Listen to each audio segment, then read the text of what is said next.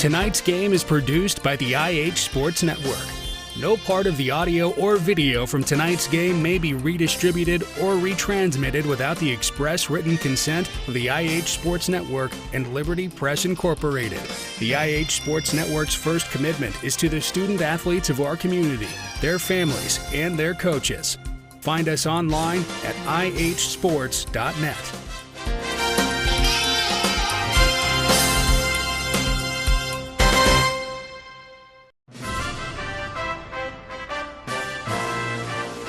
School basketball is on the air. The Oneida Indians, the Scott Highlanders, with Tim Smith, Rick Keaton, and their entire broadcast teams. This is Tennessee's most complete high school basketball coverage. Sponsored by United Cumberland Bank, Scenic Foods, El Rey, Ray's Axe, South Fork Physical Therapy, Lumber King, Potter's Ace Hardware, Salvage LLC, Highland Telephone and Highland Communications, Mark's Family Pharmacy, TNT Car Wash, and by title sponsor, First National Bank.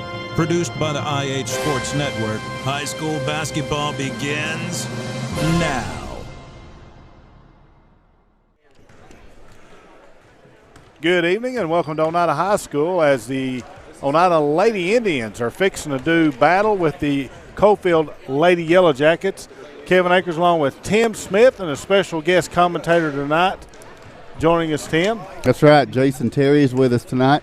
I don't want there to be a whole lot of speculation about what's going on.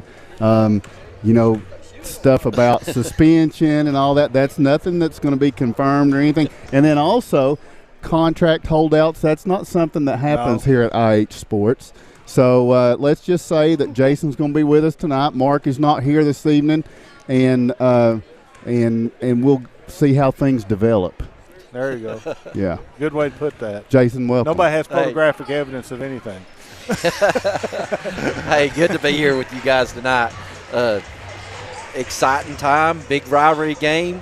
Wish Mark was here, but happy to step in and help out a little bit with you guys. Hope he's having a good little vacation. I'll clear the air right here. Mark's gone on a little break, a well-deserved break, so I'll try to do the best I can. The last time these two teams met, it was the first district loss the Lady Indians had suffered in quite some time, and it's now played out to this point. We know that the Coalfield Lady Yellow Jackets are a team we're going to have to go through to stay within striking distance of the Sunbright Lady Tigers.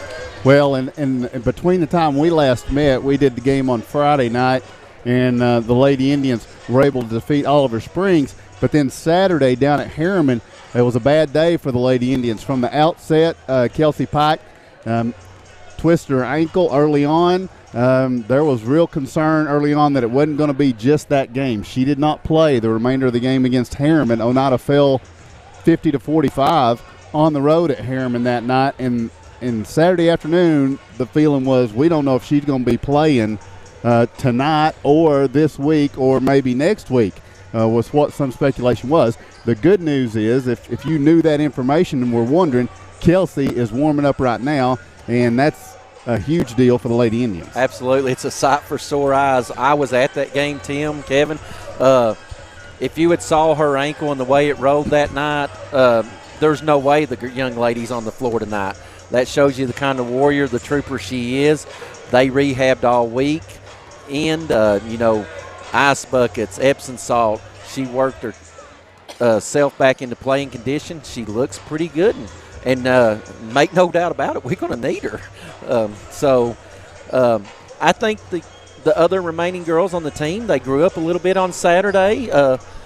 Obviously, you want Kelsey on the floor every second you can, but they had to grow up. They had to take on some leadership roles and do some things they're not normally comfortable with, and maybe that'll help down the road. That first meeting, Alexia Morrison and Gabby Lowe, 20 points each. And then 10 points from Cadence Jackson in that one. I mean, that's 50 points from three players. That is uncharacteristic of an Oneida Lady Indian team. It happened down at Coalfield. Now here at home, don't you think, Jason, that'll be job one, is trying to make sure those three don't go for 50? Well, having a relationship with Coach West and being in the gym with him some, I know he's focused really hard the last week or so on defense and rebounding. We haven't rebounded very well this season, so he's focused a lot on that. But you're right, we can't give up 50 points to 3 girls. It just can't happen, and us expect to be competitive. I expect to see something totally different tonight, but only time will tell. All right, we're going to take a break, and when we return, we'll discuss a little bit more about the Lady Indians hosting the Lady Jackets of Coalfield right after this. Located at 205 East 3rd Avenue in Oneida, Mark's Family Pharmacy is open 6 days a week with a drive-through window for your convenience. But we're more than just a pharmacy. Check us out for gift ideas like plush animals, Candleberry Company candles and fragrances, designer earrings, caps, toys, and more. There's something for everyone at Mark's Family Pharmacy. Open 8 a.m. to 6 p.m. Monday through Friday and 8 a.m. to noon on Saturday. Home improvement doesn't have to break the bank. At Salvage LLC, we have everything you need to finish your new home or to give a makeover to your existing home. From a full line of laminated and vinyl flooring to interior and exterior doors to crown molding and baseboards, start your next home project at Salvage LLC. Stop by and check out our model kitchen setup for ideas on how to take your kitchen from functional to stunning. Salvage LLC is located on Industrial Lane in Oneida. Open 8:30 a.m. until 5 p.m., Monday through Friday. Find us online at salvagellc.net. Odds are there's a Potter's Ace Hardware right in your neighborhood, with expert advice and the right tools and supplies to make your quick fixes even quicker. Around the block, what you need in stock, with people who know their stuff. Potter's Ace has a convenient location on Industrial Lane here in Oneida. Visit the helpful folks at Potter's Ace for all your home improvement needs. Potter's Ace, the helpful place. El Rey is Scott County's home for great Mexican flavor. Located in Oneida Plaza, we're just up the sidewalk from Walmart. From our fresh chips that are made daily to our chicken or beef fajitas that are big enough to share, El Rey uses the freshest ingredients to serve authentic Mexican dishes that will be a hit with the entire family. Stop in before the game on Friday or pop in on Saturday and watch college football on one of nearly a dozen screens while you eat. That's El Rey Azteca, open until 9 p.m. Sunday through Thursday and 10 p.m. on weekends. Welcome back to Oneida. We're getting set for action coming up. Battle toward the top. This is the second and fourth place teams currently in the district. The Lady Indians hosting the Lady Yellow Jackets. And speaking of those positions, Jason, you've got our standings in the girls. I do, Kevin. Looking here at actually third and fourth. Third and fourth. Yeah. Third and fourth. Yes. Clarify that. As we stand and as we speak, you have the Lady Tigers of Sunbright, 18-4 overall, 4-0 in the district. Wartburg sitting at second at 2-1 in the district. Coalfield, the Lady Jackets are 2-2 as we speak. Oneida 1-2, and Oliver Springs 0-4. So tonight's matchup is very crucial in this standings as we look ahead. Looking over on the other side, who we play later on down the road, which we don't want to get too far ahead of ourselves, but you got Greenback at 8-8, sitting 3-0 in their district. A good Harriman team who we saw on Saturday, 10-6, 2-0 in the district, sitting in second. Midway 2-2, Oakdale 1-2, and Rockwood 0-3 as we speak. So now Coalfield's 2-2. They defeated Oneida, as we mentioned, back on December the 10th. So it's been a little over a month since these two teams matched up. Oneida then fell to Sunbright, which was expected. It was a very good game down at Sunbright after an overtime game here in the Christmas tournament. But Oneida fell to 0-2 in the district. And then when they faced off against Oliver Springs last Friday night, Oliver Springs was 0-3, Oneida was 0-2, and Oliver Springs fell to 0-4. But this Coalfield team inside that 2-2 record, they have wins over Oneida, as we mentioned. They also beat the Oliver Springs Lady Bobcats that haven't won a district game. Now their losses are to Wartburg, and that was at Coalfield, and then they also lost to Sunbright. So Lady Indians have yet to match up with Wartburg because of the weather delays. We'll see them Thursday night, and we'll have that game for you here. Yeah, just talking to Coach Wilson a little bit, as they walked in the gym earlier and sitting on the bench, he was wondering kind of like what Coach West does sometimes. which team's going to show up for him tonight. They've looked really great at times. The Oneida win was a very impressive win. And then, next night maybe not so much. So he's looking forward to see what team shows up tonight. I know Coach West, as I said, dealing with a lot of issues this year, and he'll never make excuses for anything. He's a competitor. He's going to play but he's dealing with some injuries. You got the COVID issues, just kind of figuring out who he's got from night to night. So great contest tonight. Of course, that's everybody right now. It is everybody right now. And Coach Wilson's team has a 14-5 record. The schedule hasn't been as tough as Oneida's. I don't think anybody would argue that. But this Coalfield team had not been as successful over the past few years as Oneida's team had. And this is a good schedule for them to build confidence. And now here they sit at 14-5 with a chance to sweep the Lady Indians, a big opportunity for Coach Wilson and his Lady Yellow Jackets. Absolutely. Like you said, they've been down a little bit the last couple of years, having followed the Lady Indians and seen them here and there. They've been down, but Coach Wilson's got them in the right directions. Like you said, the schedule's been conducive to building a little confidence, doing a great job. And a win here will go a long way, not only in the district standings, but as far as how far they go the rest of the year. And in the district, in the opening round, with just 5-team district, much different from what we've had over the past few years with the 9 teams in there. You're playing 8 district games, 16 district games throughout the year. I mean, that was just a battle of attrition through that whole time. This district tournament's going to be much, much different. You're going to have a play-in game in each bracket. The 4 and 5 team will have a play-in game, and then you'll just have a matchup of the Final Four. All of those are going to be region-bound. So if you look at it right now, it does look like it's a pretty solid bet that Oliver Springs, I hesitate to say it because Coach Christopher's a good coach, but they would look like they're going to be the team that is ousted in that 4 and 5 game, but who's going to have to play them in that early game? Absolutely. Right now, it's not going to be Sunbright, so it's either going to be Wartburg, Oneida, or Coalfield, and you don't really want to do that. You don't want to. This is a big week for the Lady Indians. I mean, we've got Coalfield tonight. We're going to Wartburg, first meeting of the year. These are some big games. I hope these girls, realize the magnitude of these games and what we got going on. I think they've been really focused. I think they've worked really hard. And I know I've said this time and time again, I wouldn't trade Coach West for any other coach in the state. I think he's the best. I think he gets the best out of his players. He wants the best. He's a competitor. And you mentioned the schedule, Tim. It's no secret that Coach West, year in and year out, front loads his schedule with top-ranked state opponents, not only in single A but double, triple A. He'll play anybody, anywhere, and that pays off this time of year as we come down the stretch. All right, thank you, Jason. We're going to take another 2-minute break. When we return, we'll have the tip-off for this one. It's the Oneida Lady Indians hosting the Coalfield Lady Jackets right after this.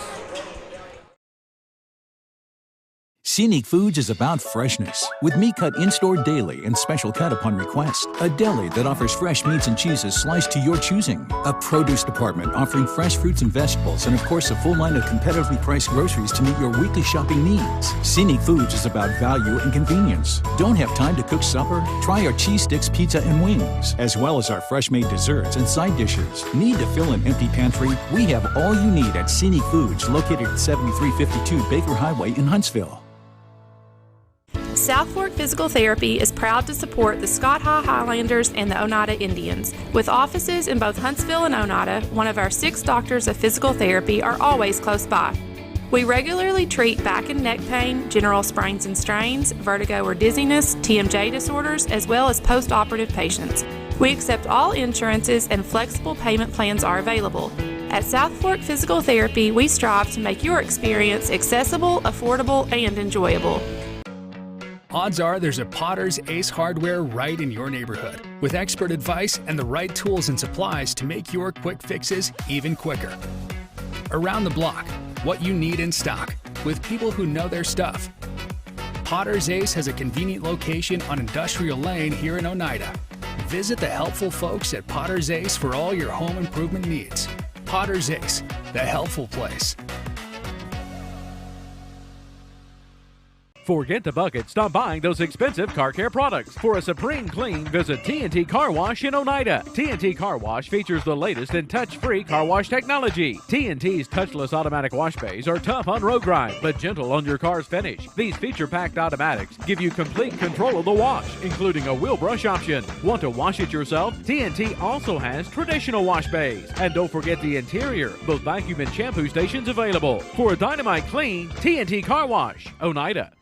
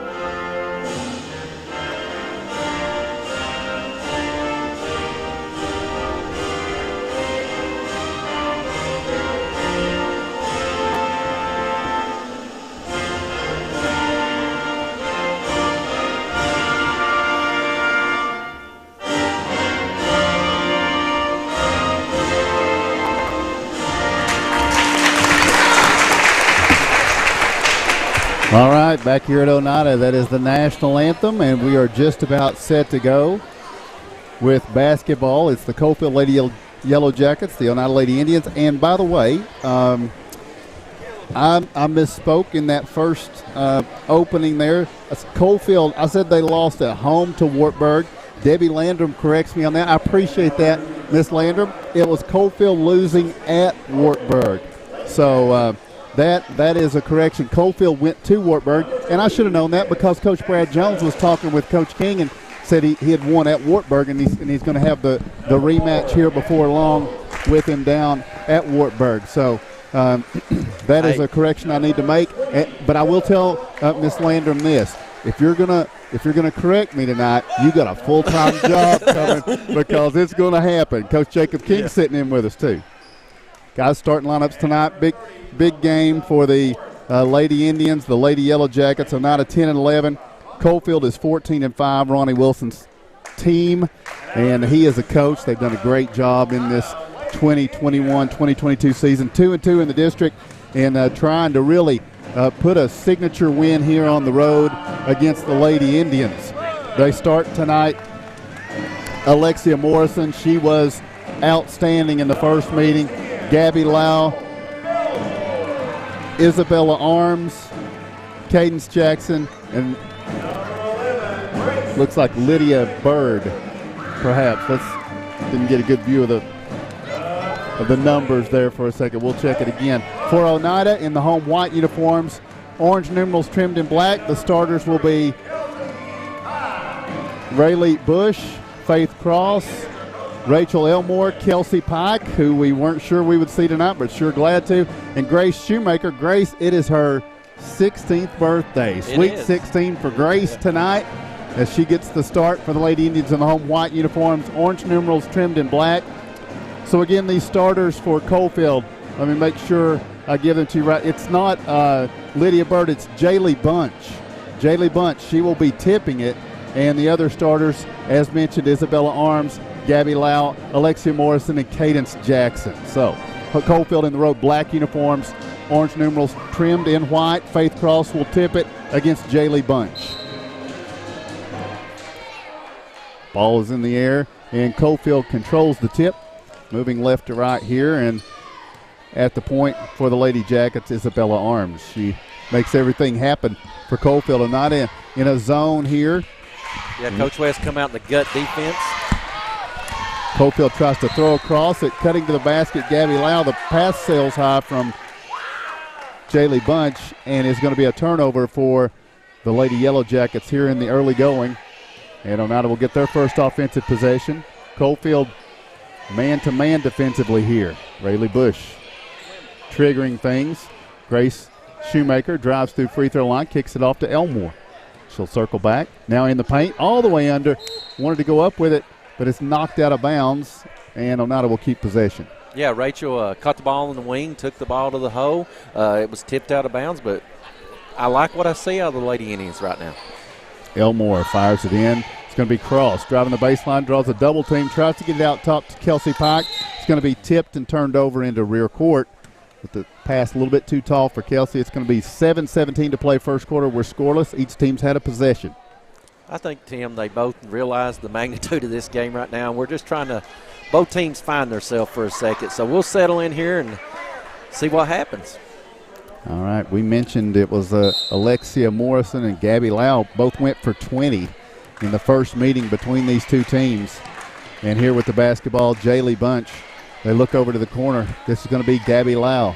Lau with the bounce feed.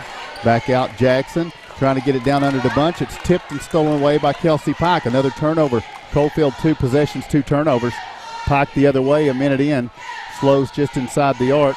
Looks at the backdoor cut. The pass was tipped. She gets it back, drives down in, backing in for the turning jumper. Good. Good. Kelsey Pike on the bucket. Nice take. We needed that. When she starts out hot, I like our chances. So Oneida with the early lead, 2-0, and back the other way. Coalfield with the basketball.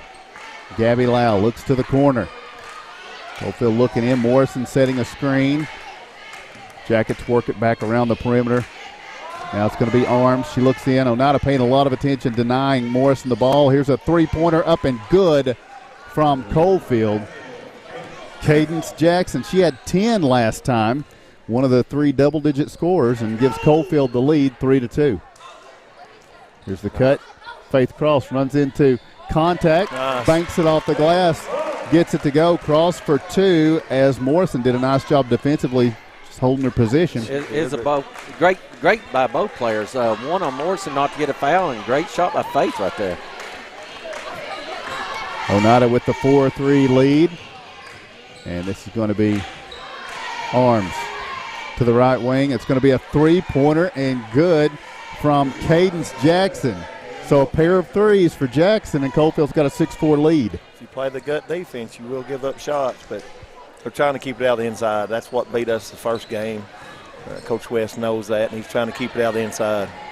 Elmore stopped on the dribble, gets it to Shoemaker. Oneida down 2. Here's Cross on the drive, looking to tie it back up, and she does. Faith Cross with a nice aggressive drive. Great move by Faith right there. Once again, she took it at Morrison and got it off the backboard and good. We played 3 minutes. Each team was 6 points. And back the other way, Coalfield with the basketball. We'll see if someone besides Cadence Jackson gets on the board here. This is her driving. She dishes it off for a shot that is going to be tied up, jump ball. Possession arrow gives it to Oneida. Trying to get it to Morrison that time. Yeah, no, I like the Lady Indians' movement and effort right now. So let's see what we can do on offense. Bush to Shoemaker. And now Grace. Back out top, Cross. And now Kelsey Pike gets a touch, top of the key. Quickly gets it back over to Cross. Down to the left corner. Shoemaker. Back around Elmore. Pike cutting to the baseline. They'll go to Bush on the right side. On the drive, bounce feed down low. And Faith Cross this time judged too aggressive. Going to be called for a charge. That's her first foul, team's first. Good call. It was a good call, and that's something Coach West is dealing with right now. You know, he's got some injuries and got some things going on. He's got to stay out of foul trouble. So, Allie Smith, Analia Terry check in for Elmore and Shoemaker. Tied at 6. Coalfield with the basketball. And they dump it down to Morrison. Turning shot good for Morrison and a foul. So Morrison went for 20 in the first matchup. This foul's going to be against Rayleigh Bush. Her first, team second. Coalfield's got a 2-point lead. Morrison at the line for 1. Alexia Morrison's free throw is good. And Coalfield's lead is 3 halfway through this first quarter. Rayleigh out top. She's going to come to the left side to Kelsey. Screen being set. Let's see what happens. Coalfield staying in the man-to-man defense. Kelsey drives in among 5 defenders and then travels with the basketball. As she attempts to come to a stop, Oneida turns it over, and now Coalfield with a 3-point lead and the basketball. They'll bring it the other way. Arms. Pass goes over on the right side. Cadence Jackson. Bunch at the free throw line. Morrison staying down on the block. Now they'll work it to the left side. They dump it into Bunch this time. Kind of switching high-low, the post players from block to free throw line. That time Bunch was down on the block. Couldn't catch that pass too tall. She's doing a good job of working that gut spot. She may be coming out just a little bit too high on the top of the key. Maybe Coach West will fix that. That way she ain't got to work as hard and cover as much ground. Oneida down 3. Here's Bush. Sees a lane, drives the baseline, kicks it out to Smith for a 3 that's going to sail long. Battling for the rebound. How can that not be a foul? And it's going to be a very hard box out by Gabby Lau. And Oneida will see Coalfield recover at the other end, and Lau will drop a 3. That's 3 3-pointers for Coalfield. They lead 12-6. Here's Kelsey Pike. Her 3. Kelsey Good. Good sign. Good sign. 5 points for Pike. Cuts the Coalfield lead back down to 3. Caroline Keaton set to check in. Oneida in a 1-2-2 here. This is going to be Lau with the basketball over on the left side. Down to the corner. It's going to be Jackson back out top. Now Cadence Jackson, a third 3-point attempt. This one's going to be short. On the rebound, Morrison battling for it. Gets it back up and scores. Yeah, good strong move. She positioned herself well, got the rebound, went back up, made the bucket.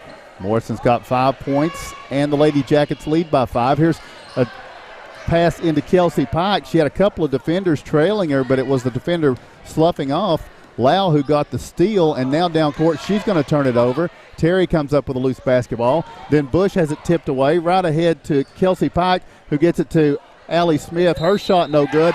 The follow by Pike is good, and she's fouled. Great job.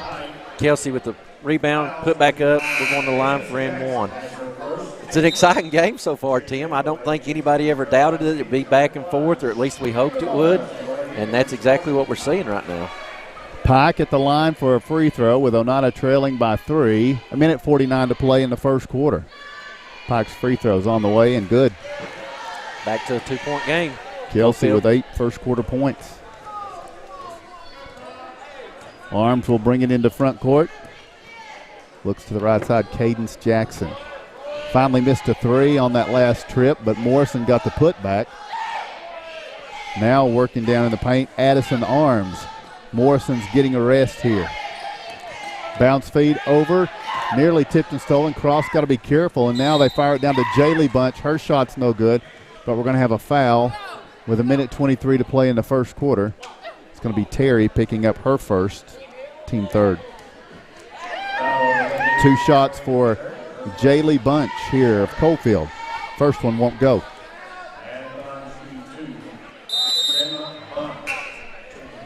So it's a 2-point lead for the Lady Jackets. Faith Cross will exit. Here comes Grace Shoemaker. Good first quarter for Faith also. Absolutely. Bunch's second free throw, no good. Rebound, Shoemaker. Now Grace looking to push it ahead. Allie Smith circles back off the baseline. Bounce feed to Kelsey Pike in a 2-point game. Terry. Now back to Caroline Keaton. 1:10 to go, first quarter. Oneida with the basketball down to 14-12. And this is going to be Shoemaker spotting up for the 3, no good. Flying in for the rebound, Terry nearly had it, but she was contacted there by Addison Arms and unable to tip it back in bounds cleanly. So it's going to go over to Coalfield with 1:02 to go in the first quarter. Oneida with pressure. Yeah, Coach West changing it up right here, giving them a different look in a 2-2-1 press. See how they handle this. Jackson to Bunch, and now across midcourt, Arms nearly juggled and nearly turned it over. Now Jackson on the drive, running one-hander, bounces off, but right to Morrison, back up no good. Jackson backside, back up no good. Rebound this time. Is it a tie-up or a foul on Kelsey Pike? Looks like it's going to be a foul on Kelsey. Coming over the back here, that'll be her first. Team 4, she didn't have position. No, she did not. Coalfield, we've got to box out if we're going to win this game. We've got to keep second chance points to a minimum tonight. 2-point lead for the Lady Jackets. They work with the basketball. 40 seconds to play in the first quarter. Back around, Gabby Lau. Now Arms looks in the paint. It's going to be Jackson. Kind of forced the shot up there, no good. The follow no good. The tip is good by Morrison. Yeah, it's got to be frustrating for Coach West. I know that was a point of emphasis all week for him, so we'll make adjustments. 20 seconds to play first quarter. Oneida with the basketball, down 4. Terry looks to the corner. Allie Smith back out to Caroline Keaton. Coalfield slated to get the ball to start the second. Here's Pike stepping back for a jumper. It's going to be short on the rebound. This will be Arms. She turns. Didn't really spy the clock. Gets to Jackson. She was aware. Puts up a deep 3. No good. And that's the end of the first quarter of play. We take the break telling you the score after 1. It's Coalfield 16, Oneida 12. Located at 205 East 3rd Avenue in Oneida, Mark's Family Pharmacy is open 6 days a week with a drive-through window for your convenience. But we're more than just a pharmacy. Check us out for gift ideas like plush animals, Candleberry Company candles and fragrances, designer earrings, caps, toys, and more. There's something for everyone at Mark's Family Pharmacy. Open 8 a.m. to 6 p.m. Monday through Friday and 8 a.m. to noon on Saturday. El Rey is Scott County's home for great Mexican flavor. Located in Oneida Plaza, we're just up the sidewalk from Walmart. From our fresh chips that are made daily to our chicken or beef fajitas that are big enough to share, El Rey uses the freshest ingredients to serve authentic Mexican dishes that will be a hit with the entire family. Stop in before the game on Friday or pop in on Saturday and watch college football on one of nearly a dozen screens while you eat.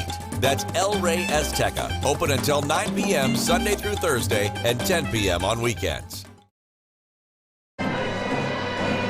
Welcome back to Oneida. Second quarter is set to get underway. Coalfield will have the basketball. They have Cadence Jackson, Isabella Arms, Gabby Lau, Alexia Morrison, and Jaylee Bunch on the floor. For Oneida, Grace Shoemaker, Faith Cross, Rayleigh Bush, and Leah Terry, and Rachel Elmore.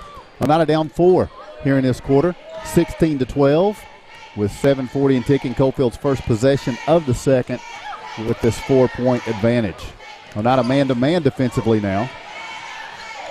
I believe they're still in the 1-2-2. Oh, is it? Yeah.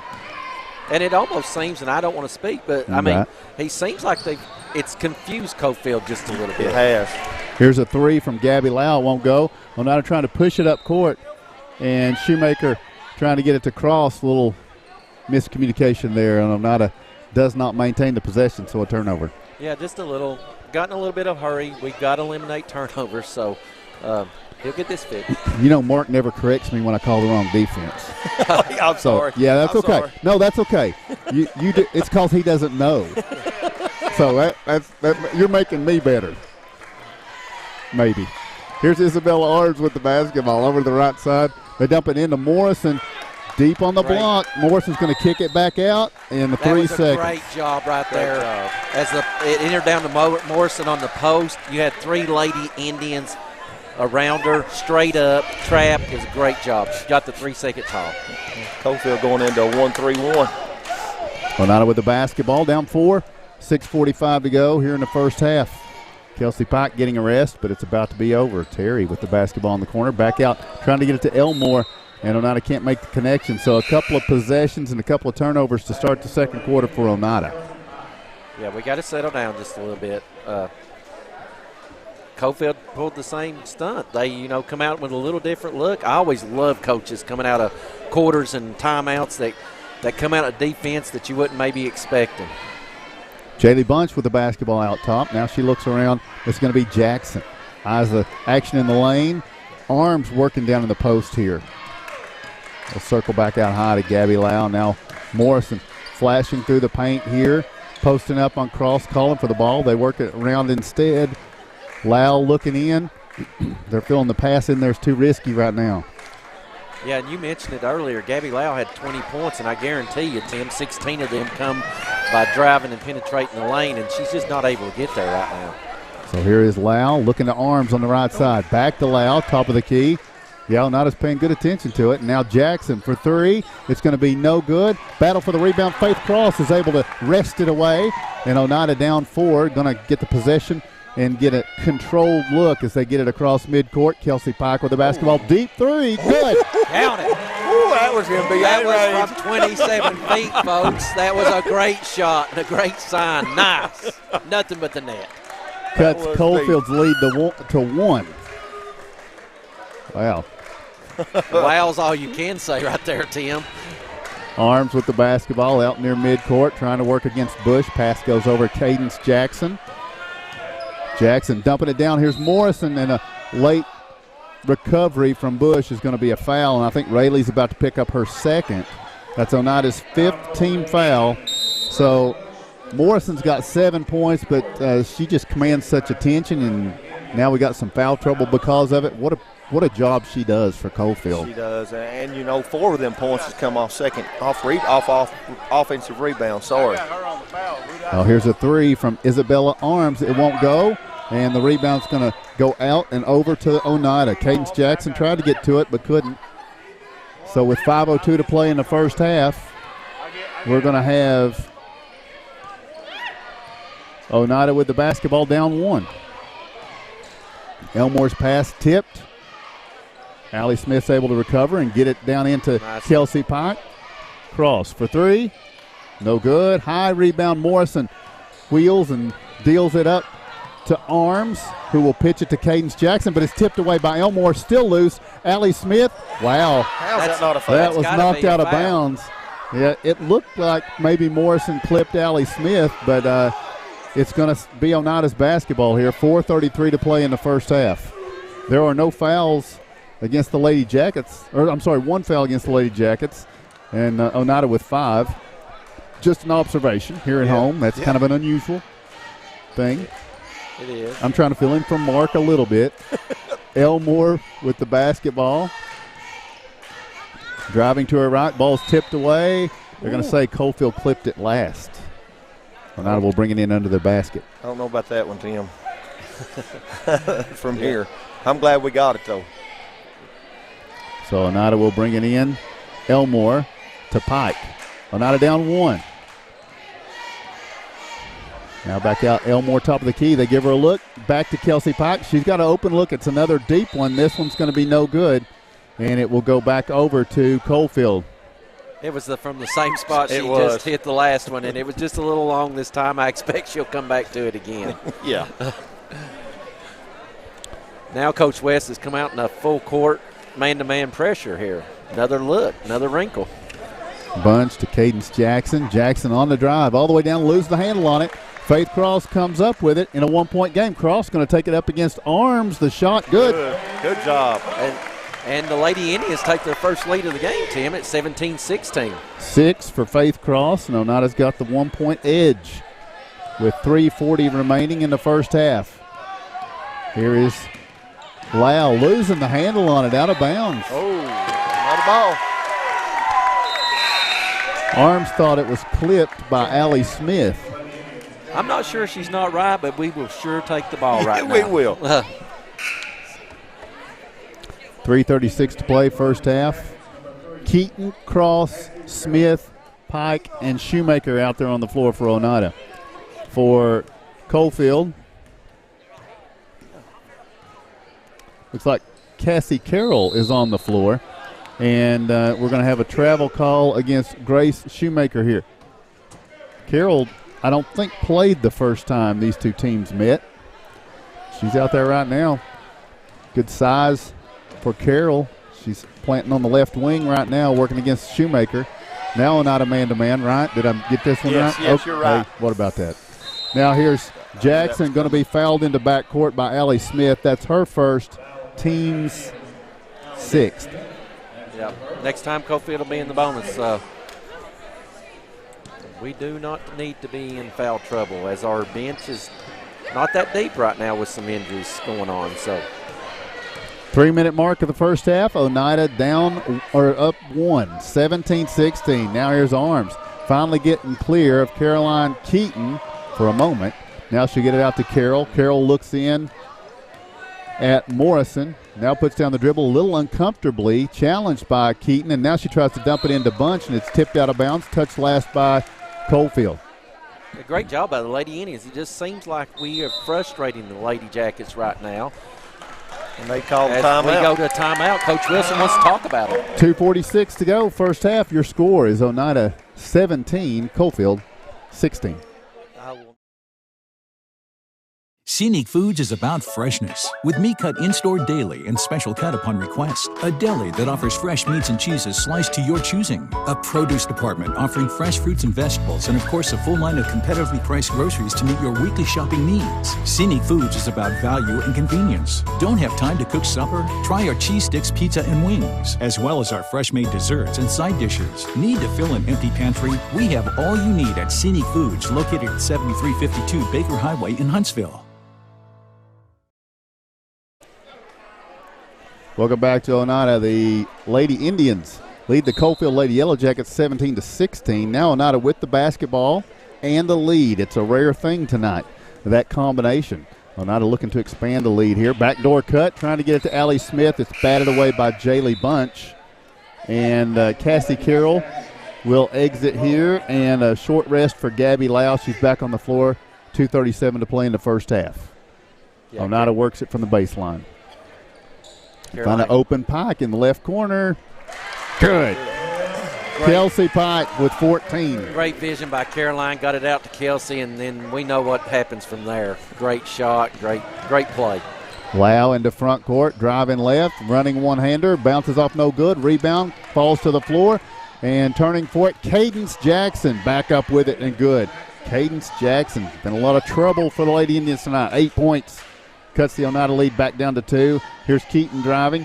Goes to Allie Smith. Smith's got it in the corner. Ball's poked away. Smith looking for help. Bounce feed trying to get it to Pike. It's read by Cadence Jackson. She gets the steal and now gets it out ahead to Gabby Lau.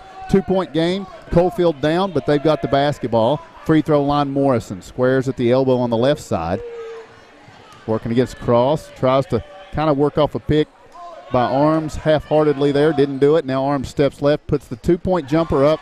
Good. Now, Isabella Arms runs this team, and then she steps up and hits a shot like that and ties it. She got a great screen there. We didn't help off quite long enough, so we'll get that corrected.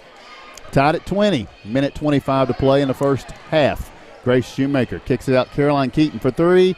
It's going to be no good. Backside rebound. Allie Smith had it. Couldn't get the putback to go. And then Gabby Lau falling to the floor. It's going to be a tie-up here. Allie Smith goes to the floor to get the possession back for Oneida. Here comes Rachel Elmore and Leah Terry. Grace Shoemaker and Allie Smith will exit. A minute 14 to play first half. We're tied at 20. Kelsey's going to bring the ball in right here. Into Faith Cross. Over to Caroline. Back to Kelsey. Yep, she sure did. And she did walk. Steps in the paint for Pike. And now it's going to be Coalfield to bring it the other way. Back into the 1-2-2 defense. 20-20 game. Well, maybe they're going 2-3. Here with it on the left side, Gabby Lau. Inside a minute to go. Lau goes to the corner bunch. Morrison didn't go to the block, went down on the baseline. And then it's going to be out of bounds, touch last by Oneida. 47.5 seconds to go in the first half. Cadence Jackson to work the ball inbounds. Looks out top for Arms.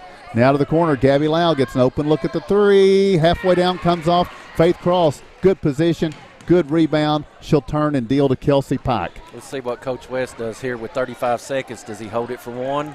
Pike on the drive in the paint, kicks it out. Cross, eyes the goal, drives through, wide open. Couldn't get the shot to go, though. Morrison comes up with the basketball with 25 seconds to play. Back the other way, Gabby Lau. Back to Arms. Inside 20 seconds to go first half. Tied at 20. Coalfield will have the ball to start the third quarter. They've got it here to end the second possibly.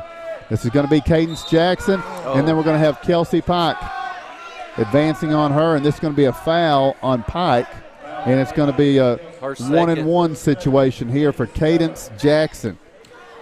She'll go to the line for 1-and-1. That's kind of a double-edged sword there, Tim. One, it puts Coalfield at the line with 8 seconds to go, and it's also Kelsey's second. Now, she's not normally foul trouble prone, but we just certainly don't want to get into that situation. Tie game. Jackson front into 1-and-1, no good. Rebound, Kelsey Pike has it, and now she's going to be fouled. Wow. Gabby Lau thought she had a clean steal. Instead, they call her for a foul. Only the second foul on Coalfield. Second foul with 5.2 to go in this half. Cross gets into Keaton with 3, 2, 1. Keaton to Cross for 3. It'll count if it goes, and it goes. Good shot. I don't believe he drawed it up, but I believe he'll take it. Absolutely. Faith Cross with 9 first-half points, knocks down the 3, and as we go to the half, Oneida has a 3-point edge. We'll take a break and return with your halftime story as we tell you the halftime score. It's Oneida 23, Coalfield 20. Located at 205 East 3rd Avenue in Oneida, Mark's Family Pharmacy is open 6 days a week with a drive-through window for your convenience. But we're more than just a pharmacy. Check us out for gift ideas like plush animals, Candleberry Company candles and fragrances, designer earrings, caps, toys, and more. There's something for everyone at Mark's Family Pharmacy. Open 8 a.m. to 6 p.m. Monday through Friday and 8 a.m. to noon on Saturday. Lumber King in Oneida, Tennessee is the region's one-stop shop for everything a DIYer might need. Carhartt apparel, rugged clothing that works as hard as you do. Lumber King Rental Center, a home for not only tools that a construction site might need, but heavy equipment that can get the hardest jobs done in no time. Here at Lumber King, we carry all of the essentials. Let us be your #1 source for everything construction. You can visit us at 20359 Alberta Street in Oneida, Tennessee. Because at Lumber King, we deliver. South Fork Physical Therapy is proud to support the Scott High Highlanders and the Oneida Indians. With offices in both Huntsville and Oneida, one of our 6 doctors of physical therapy are always close by. We regularly treat back and neck pain, general sprains and strains, vertigo or dizziness, TMJ disorders, as well as post-operative patients. We accept all insurances and flexible payment plans are available. At South Fork Physical Therapy, we strive to make your experience accessible, affordable, and enjoyable. Home improvement doesn't have to break the bank. At Salvage LLC, we have everything you need to finish your new home or to give a makeover to your existing home. From a full line of laminated and vinyl flooring to interior and exterior doors to crown molding and baseboards, start your next home project at Salvage LLC. Stop by and check out our model kitchen setup for ideas on how to take your kitchen from functional to stunning. Salvage LLC is located on Industrial Lane in Oneida. Open 8:30 a.m. until 5 p.m., Monday through Friday. Find us online at salvagellc.net. Welcome back to Oneida as the Lady Indians enjoying a 23-20 halftime lead over the Lady Jackets of Coalfield. Take a look at our first half scoring. First for the Lady Jackets, they were led along the way by Cadence Jackson. She got the scoring going with 2 3-pointers right at the start, and she ends up with 8 points here at the end of the first half. With 7 points was Alexa Morrison. She was 1 of 1 on free throws and had 3 regular field goals. Gabby Lau had a 3-point basket, and Isabella Arms, a lady we thought we really needed to watch, has only scored 2 points here in the first half thanks to the fine defense by the Lady Indians. And speaking of the Lady Indians, they're led in scoring here in the first half by Kelsey Pike. She has 14 points. She is 1 of 1 from the free throw line and has 3 3-point baskets. Faith Cross with 9 points is the only other scorer right now for the Lady Indians, and which is a little bit unusual, guys. Lady Indians only 2 players in the scoring book right now. Yeah, and that's something that's going to have to change. We got to have people step up and make down some shots, because Kelsey and Faith, as good as they're playing and as good as they are, they can't do it all by themselves. Well, and we talked a little bit about this during the break. We had, gosh, I don't know, 3 or 4 excellent opportunities underneath the basket on layups and just didn't get them to go down. Yeah, Coach King mentioned this a little while ago off there, but, you know, we give up some easy second possessions, offensive rebounds that have led to 8 points, and we've had 3 or 4 untimely turnovers. I think if we settle down, we take care of the basketball and we rebound, I think we can pull away, but we got another half to play. You know, this could be one of them games, if the Lady Indians get it, be one of them that can turn their season around. You know what I mean? And they're right in it right now, and only 2 people scored. I don't expect that to stay that way. If they're going to win, they're going to have some other people to step up and make some shots. And it don't have to be many, just enough to draw the attention off of Kelsey, and that way that they can flow more freely in offense. Well, you're talking about this being a big win. You know, you want to get out of that 4th and 5th spot, and this would go a long way of doing that if they can do that tonight. Yes, it will. You want your name mentioned among Sunbright, right? Sunbright in districts 3 and 4 really is the team right now. In North Green, and maybe Oneida. I don't know. I'm going to have to be convinced on that one. They're kind of a relatively new on the scene. We'll see how it goes. But, I mean, there are spots available when you look at some of the records of the teams that are leading up. When you talk about turning the season around, there's a lot out there possibly if you can find your way if you're the Lady Indians. Yes. All right, we're going to take a break, and we'll be back to Oneida right after this.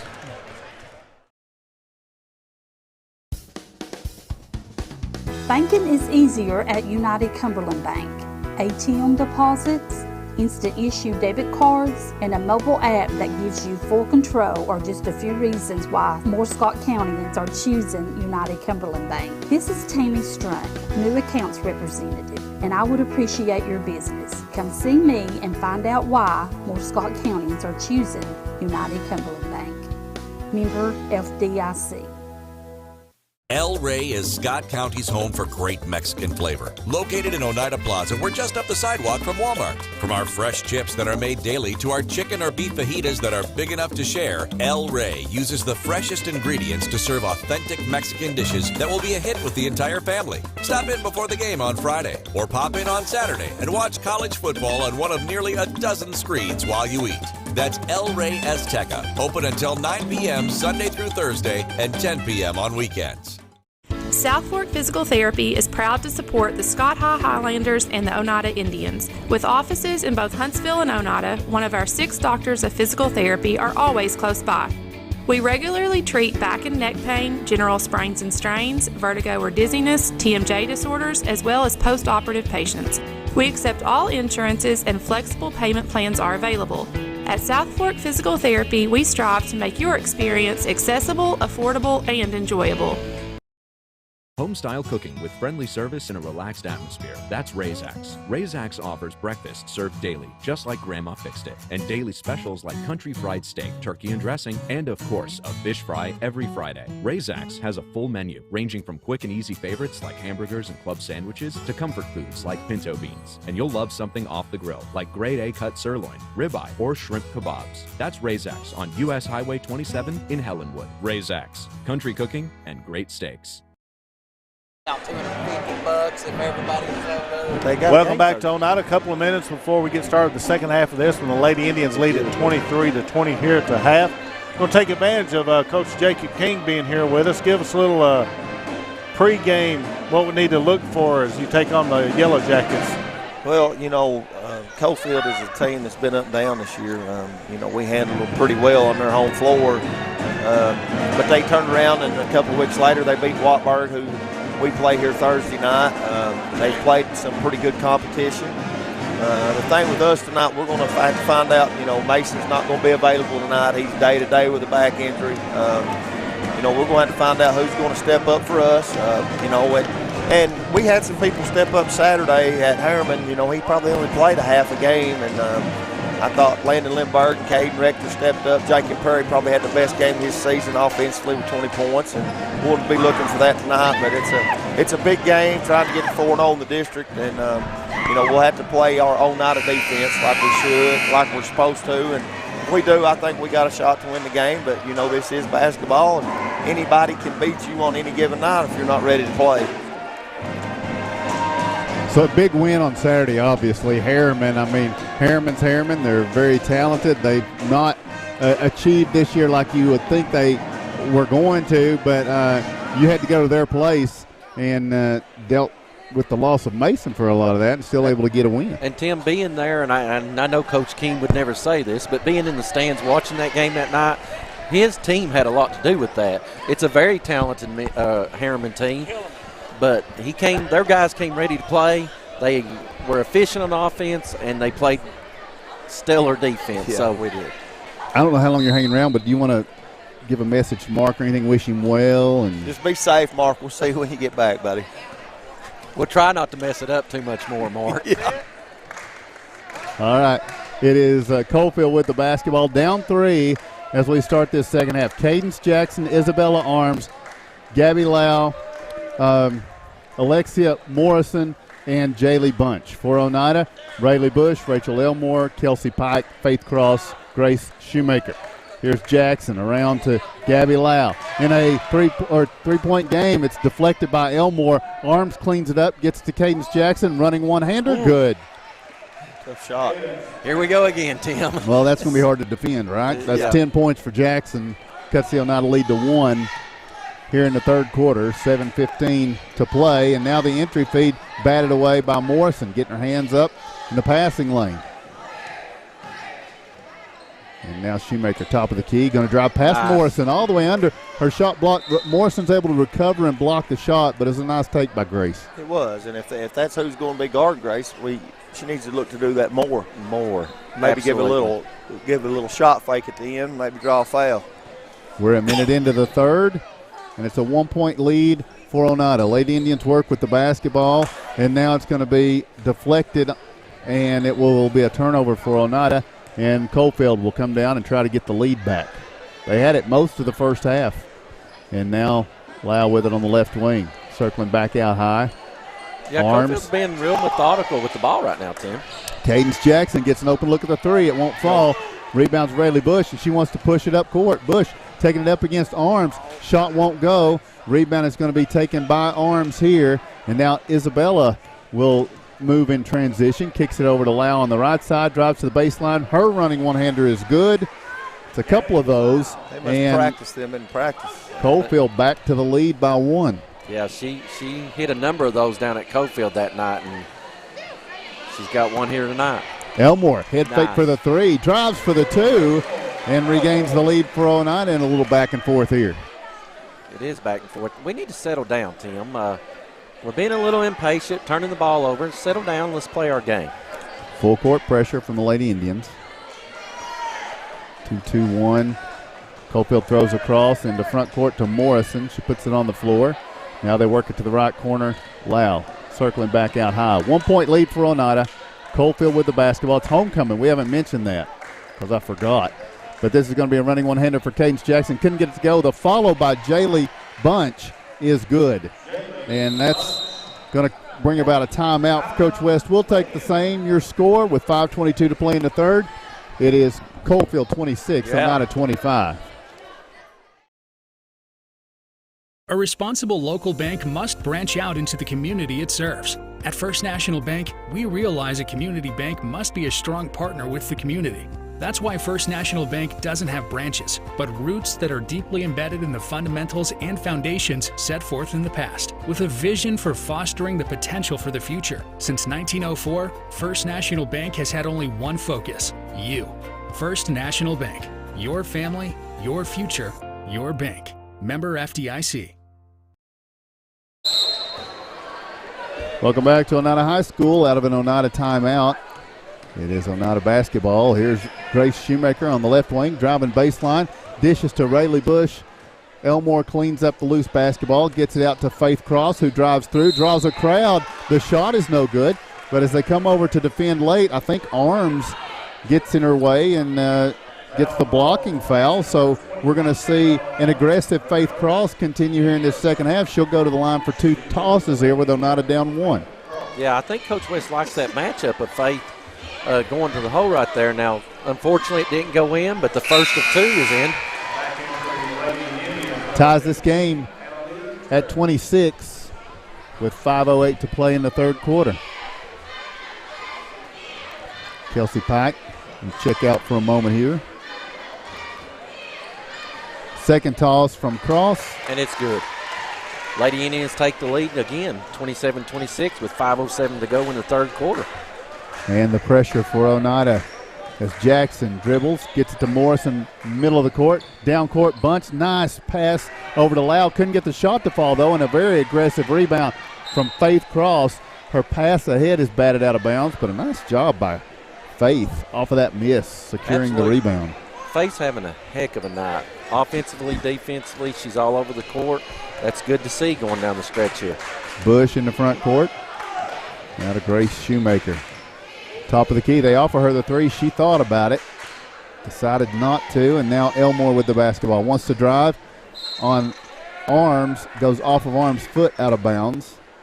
Oneida will bring it in from their baseline. Yeah, the Lady Indians retain possession here. Rayleigh Bush will bring it in.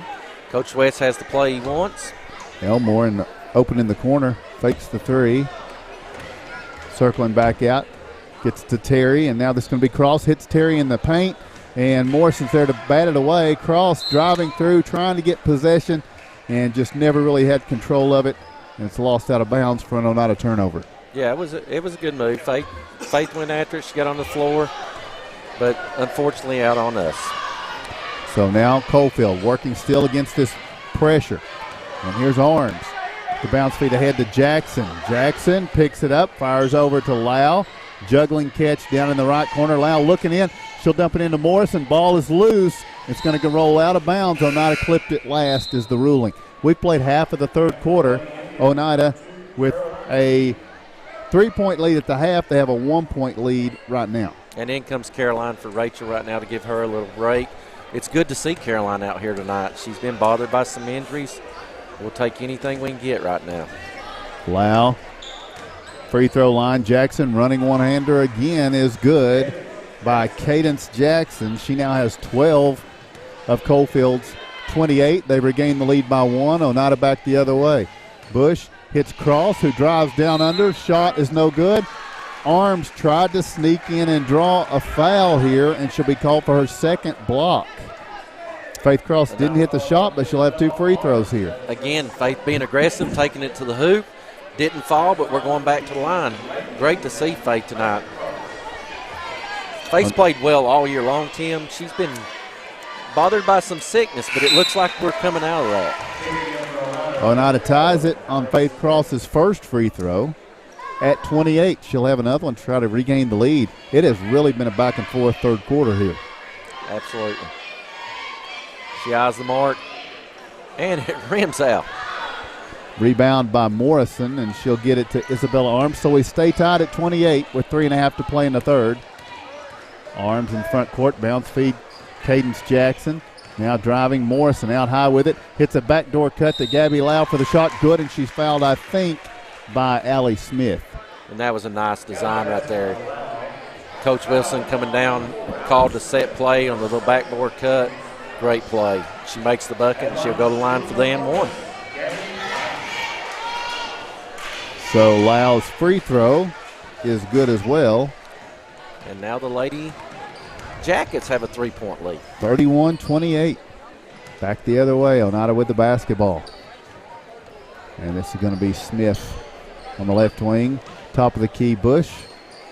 And now Cross to the corner. Terry sees a lane, drives into it. Going to be fouled here by Morrison on her way to the basket. So Oneida taking it to the hoop and getting some fouls here. Morrison will be called for her first.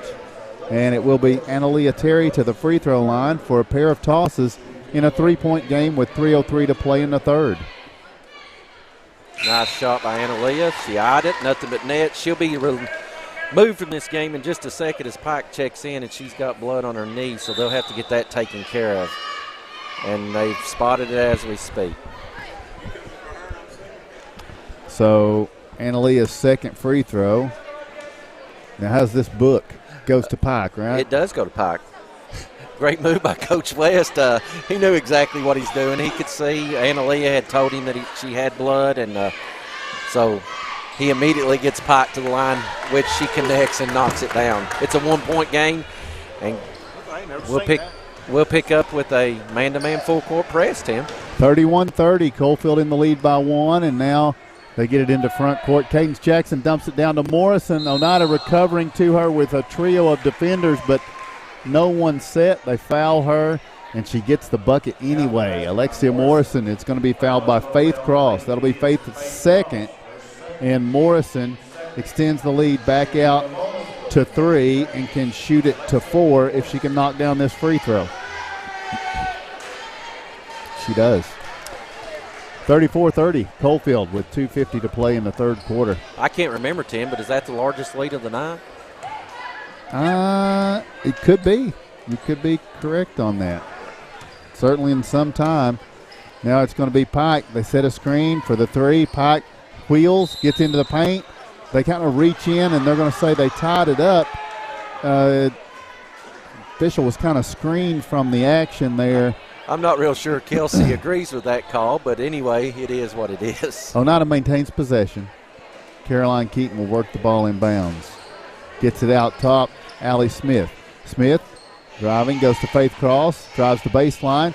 Her pass ripped across. Jaylee Bunch tips it out of bounds. It will stay Oneida's basketball. 2:27 to play in the third. Oneida down 4. Caroline Keaton with the ball. She'll bring it in. It's going to be Bush to the right side. Pike. She's picked up here by Jackson. Cross sets a pick. Pike drives off it to the left side, all the way under for the shot. No good. But she'll go to the line for 2. Fouled on the way to the bucket. Probably Cadence Jackson going to pick up her first. And a lot like Morrison, Tim, when Kelsey wants to get to the rim, there's not a whole lot that you can do about it. And that being said, she was fouled. We're going to the line to try to cut this back to a 2-point game. First free throw from Pike won't fall. And I've jinxed her, so come on, Kels, knock this second one down for us. 2 for 3, still a 4-point game. Second free throw from Pike. This one's good. Nothing. 16 for her, and Oneida down 3. Coalfield has the basketball. 2:10 to go in the third. Arms into front court. It's going to be Lau on the right side. Puts down the dribble once. Arms down in the paint. Bunch doubled.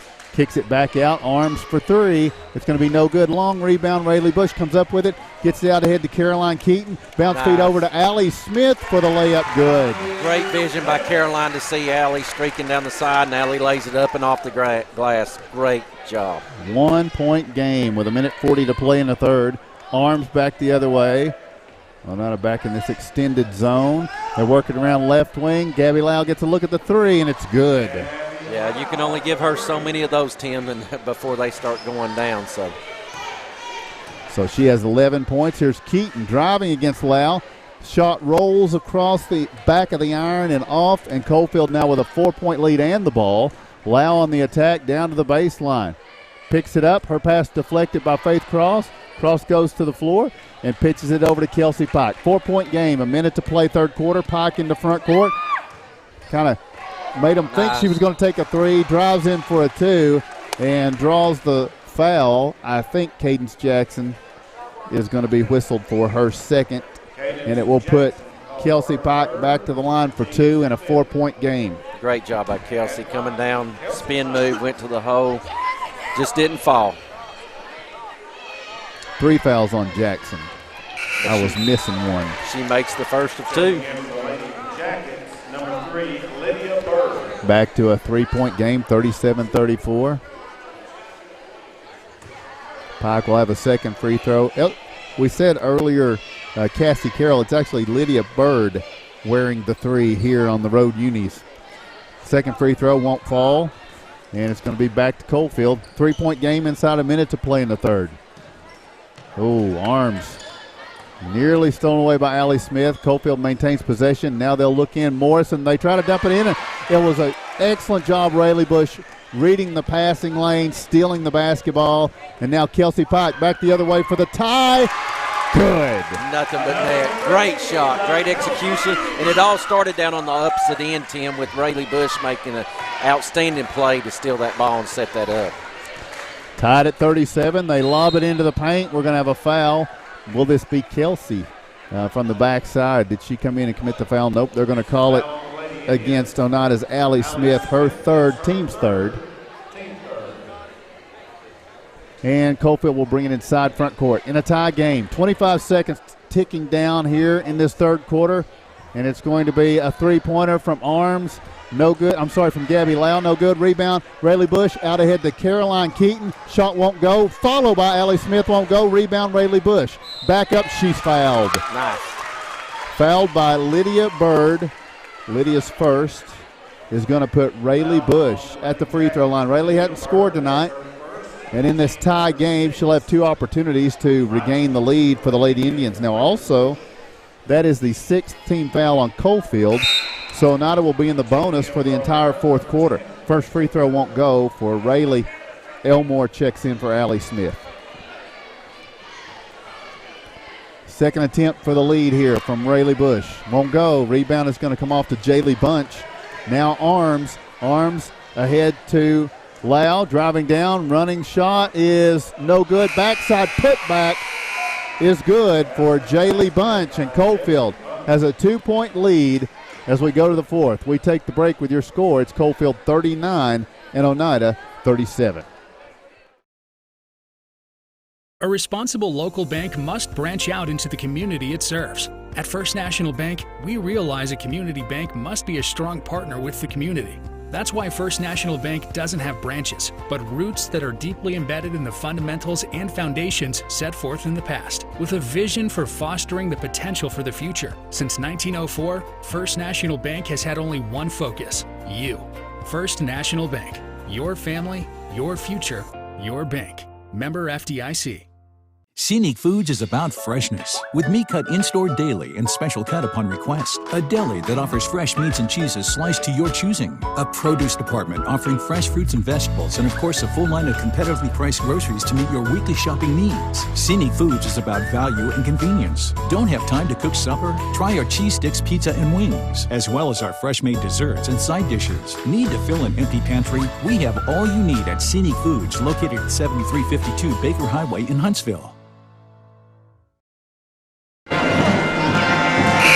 Welcome back to Oneida basketball. 1 quarter remains, and the Lady Indians trail by 2 as we go to the fourth. Notice Kelsey's got a little bit of a limp going there. Yeah, you wondered how much she could take, but she's a trooper. We'll get through it. And we're off, Tim. Coalfield with the basketball. It's going to be Isabella Arms, Gabby Lau, Cadence Jackson, Alexia Morrison, and Jaylee Bunch. They've done a great job, and they've all gone most of the way. Oneida's been able to rotate more. We'll see if any fatigue kicks in as Jackson runs, puts the shot up, no good, but the follow by Morrison on the backside is good. That gives her 11 points in the game and gives Coalfield a 4-point lead, 41-37. For Oneida, it's Rachel Elmore, Kelsey Pike, Annalea Terry, Faith Cross, Grace Shoemaker. 4-point game. Kelsey gets a pick, drives left, jump stop in the lane, shot won't go, gets her own rebound, back up with it, and good. Kelsey Pike now has 22 points in the game, and Oneida's down to 41-39. Arms picks it up in rear court, ahead to Morrison. Morrison tries to throw it off of Faith Cross out of bounds as she was in danger of stepping out or falling out, and she executes that successfully, maintaining the Coalfield. Trap for just a second, but it was a heads-up play.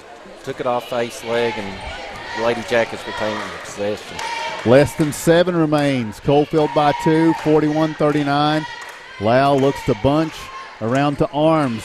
Arms on the left side, driving toward the baseline, now into the paint. Bounce feed Morrison, hits the cutter. Lau, shot up, rolls off no good. The tip is good by Gabby Lau. So she follows her own shot, much like Kelsey did on the last trip. She's got 14 in the contest, back to a 4-point lead for Coalfield. Oneida works it around to the corner. And now this is going to be Cross driving through. This time the shot won't go, and there was no foul. And the rebound is going to be Coalfield. Jackson, 4-point lead for the Jackets as we approach the 6-minute mark of this game. And they look to Morrison on the free throw line. Backdoor cut. Jackson gets the shot to go. Cadence Jackson for 2. And if they're fatigued, they're not showing it. Timeout, Oneida. 6:01 to play in the game. We take the break with your score. Coalfield 45, Oneida 39. Odds are there's a Potter's Ace Hardware right in your neighborhood, with expert advice and the right tools and supplies to make your quick fixes even quicker. Around the block, what you need in stock, with people who know their stuff. Potter's Ace has a convenient location on Industrial Lane here in Oneida. Visit the helpful folks at Potter's Ace for all your home improvement needs. Potter's Ace, the helpful place.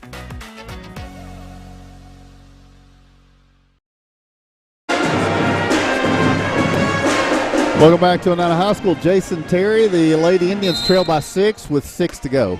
Yeah, we got to have some kind of score right here, Tim, or this one could get away from us in a hurry. Kelsey Pike backing down in the paint. And when you need a score, who do you go to? You go to Kelsey Pike, who makes a brilliant move down on the block, puts it up and off the glass, and we're back to a 4-point game. 24 for Kelsey in this game, 24 of Oneida's 41. Now they lob it down to Morrison. Morrison's shot, it was contacted by Faith Cross, and she missed it. But on the rebound, Jaylee Bunch gets it and goes back up with it, and she's going to be fouled by Rayleigh Bush. That will be her third foul, team's fourth. And so Jaylee Bunch will go to the free throw line now. She's 0 for 2, and this one makes her 0 for 3. Yeah, Tim, I would love to know the statistics after this game. I know Coach King had said earlier 8 second chance points. I think we're up to about 14 now, and that could be the difference of this game when it's all said and done. Second free throw's no good, but then a steal at midcourt by Gabby Lau gets the possession back for Coalfield. Lau gets it to Morrison, who hits the cutting Jackson, who banks it off the glass good. Well, they've got things going right now. 16 points for Jackson. Back at the other end. And we're going to have a foul. Yeah, that was a great pass down to Analia, who was standing wide open on the block. At first glance, it looked like it might be blocked, but she had a good head fake, got fouled. She's going to the line where she misses the first one. Morrison gets the foul. That's going to be her second. Terry's first free throw, no good. She'll have one more. Timeout, Coalfield. But a timeout requested by Coalfield. We'll take the same. 5:14 to play. Your score, Coalfield 47, Oneida 41. A responsible local bank must branch out into the community it serves. At First National Bank, we realize a community bank must be a strong partner with the community. That's why First National Bank doesn't have branches, but roots that are deeply embedded in the fundamentals and foundations set forth in the past, with a vision for fostering the potential for the future. Since 1904, First National Bank has had only one focus: you. First National Bank. Your family, your future, your bank. Member FDIC. Welcome back. At the line, Analia Terry. She'll have a free throw here with Oneida trailing by 6. 5:14 to play. The free throw won't fall. Rebound is going to be Morrison. And Alexia Morrison looks long down court to Gabby Lau. Lau's past the Bunch. Bunch has it blocked by Faith Cross, but stays with it. Gets it back up and in. And that's kind of the story of Coalfield here, Jason. The Lady Yellow Jackets are undeterred. They stay with it. And here's Cross driving for a shot, won't fall, and now an 8-point lead, and Coalfield has the ball. No doubt. Even when they miss a shot, they're there for the offensive rebounds. They're going hard. They don't stop. And here we got another scenario where she goes to the hoop and gets fouled. And the she is Cadence Jackson. She's 0 for 1 from the line. She'll have a pair of free throws here in an 8-point game. The first one won't go. Fouls on Faith Cross, her third. 4:45 to play. Second free throw is good. And so we have the biggest lead of the game for either team. And Coalfield has a 9-point edge here. Yeah, Tim, we got to get things rolling in a hurry or this thing will get away from us. Caroline Keaton with the basketball out top. Looking on the baseline cutter for Allie Smith, and Oneida turns it over. 4:31 to go. Coalfield with a 9-point lead and the basketball. They get it into Lau. Lau will bring it up the left side for the Lady Indians. Spinning, driving right. Now lobs it down under from Morrison. Shot won't go. First try, second try, no good. Faith Cross contacted it. Now she's bringing it down in transition. Driving through, and we're going to have a blocking foul on Isabella Arms. She's tried 3 times to get back and get set on Faith Cross and draw a foul, and has been unsuccessful on all 3 attempts. And Faith Cross is 3 of 4 from the line. With 4:10 to go, Oneida needs these free throws, down 9. We got to have them. There's just not a choice at this point in the game. And she makes the first one, which is good for us. So down to an 8-point game.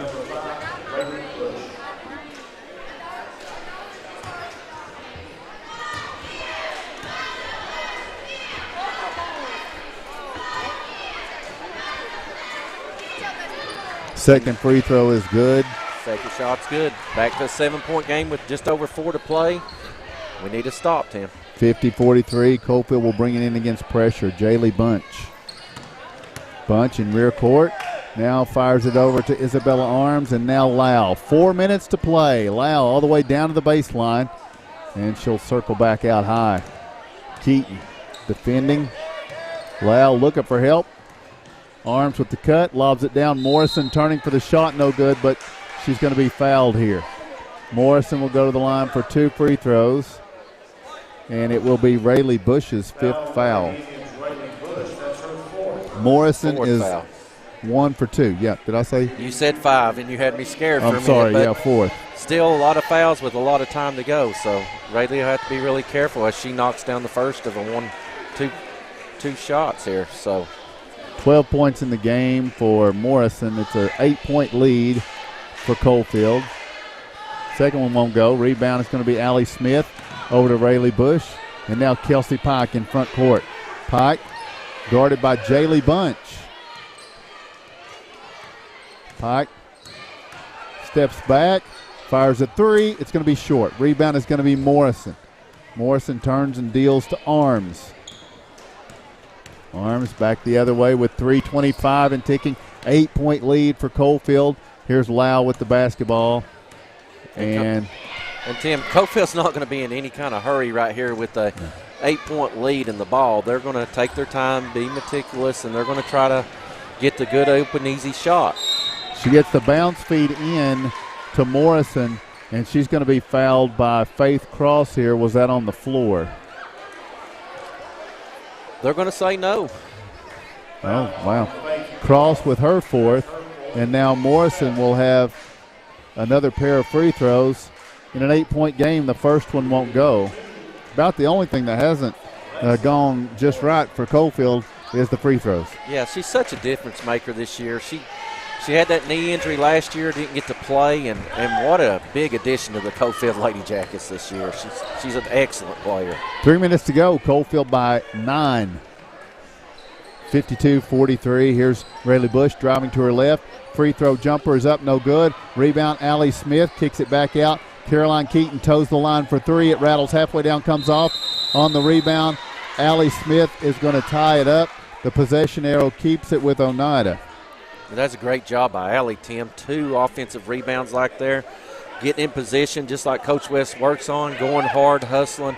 Great job by Allie to at least give us the possession back and a shot at some points here. Faith Cross will bring it in from the baseline to Allie Smith. And Faith flashes in the paint, driving through 2 defenders, but can't get the shot to fall. There's Rayleigh Bush saving the possession. Cross back up with it, no good. Rebound, Rayleigh Bush back up off the glass, can't get it to fall. Just not happening for the Lady Indians. Getting decent looks, but can't get them to fall. Back the other way, Lau with the basketball, gets it to Arms. 2:20 to play in the game. 52-43, Coalfield leading by 9 with the basketball to Lydia Bird. Driving the baseline, shot won't fall. Rebound on the backside, Faith Cross. Cross out ahead to Allie Smith. Smith back to Cross. Bird in transition, knocks it away. 2:07 to play. It's a 9-point lead for Coalfield. Cadence Jackson back in for Lydia Bird. Oneida needs points. Needs them in a hurry, Tim. Keaton lobs it inbounds. Cross, top of the key. Driving through the paint, the running one-hander, and she's able to bank it in. Back to a 7-point game. We need stops, or Coach West is going to have to look at maybe starting a foul here shortly, as time is not our friend. Jackson will work it into front court. And now she'll hand it off to Lau. Lau back to Jackson, and Oneida pressuring out top.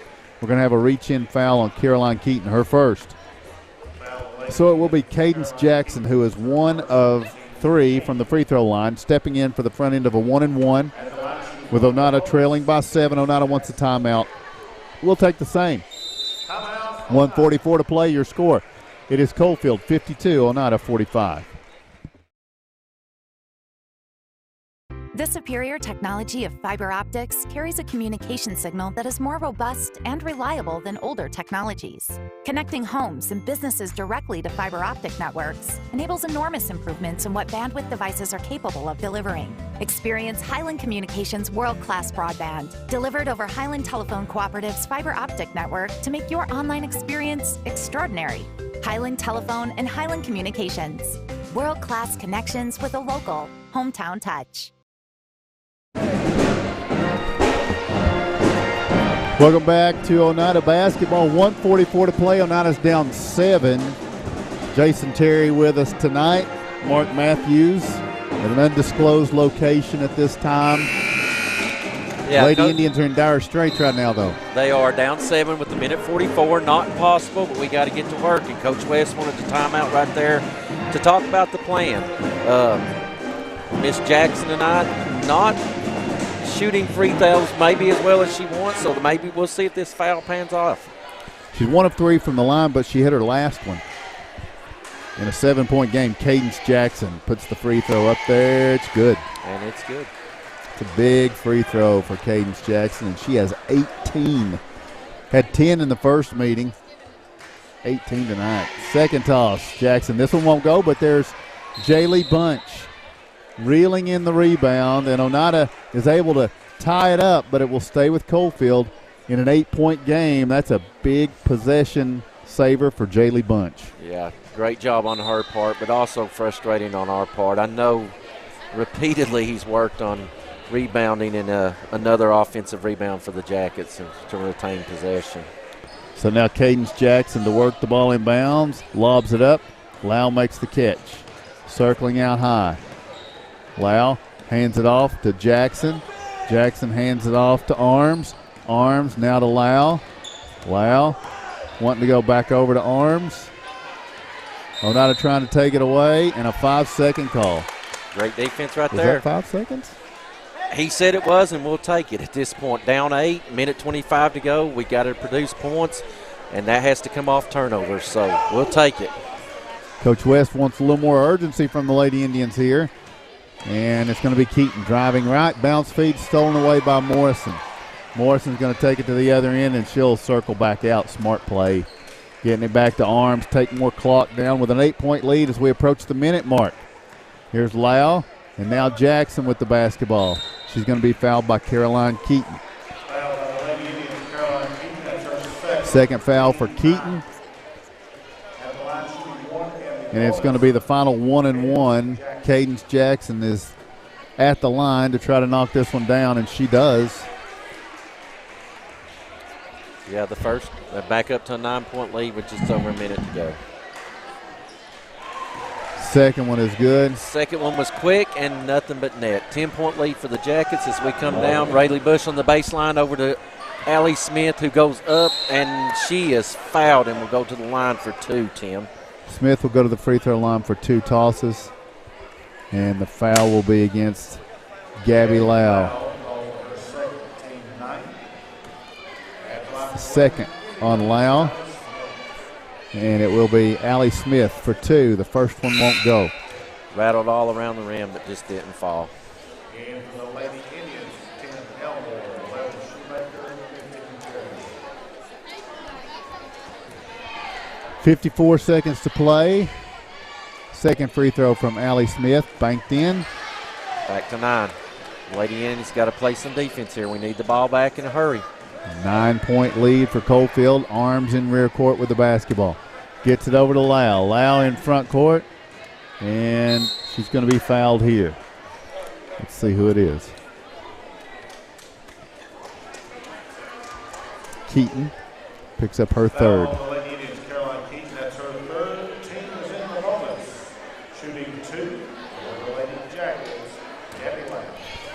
Lau at the line for 2 free throws. First one is good.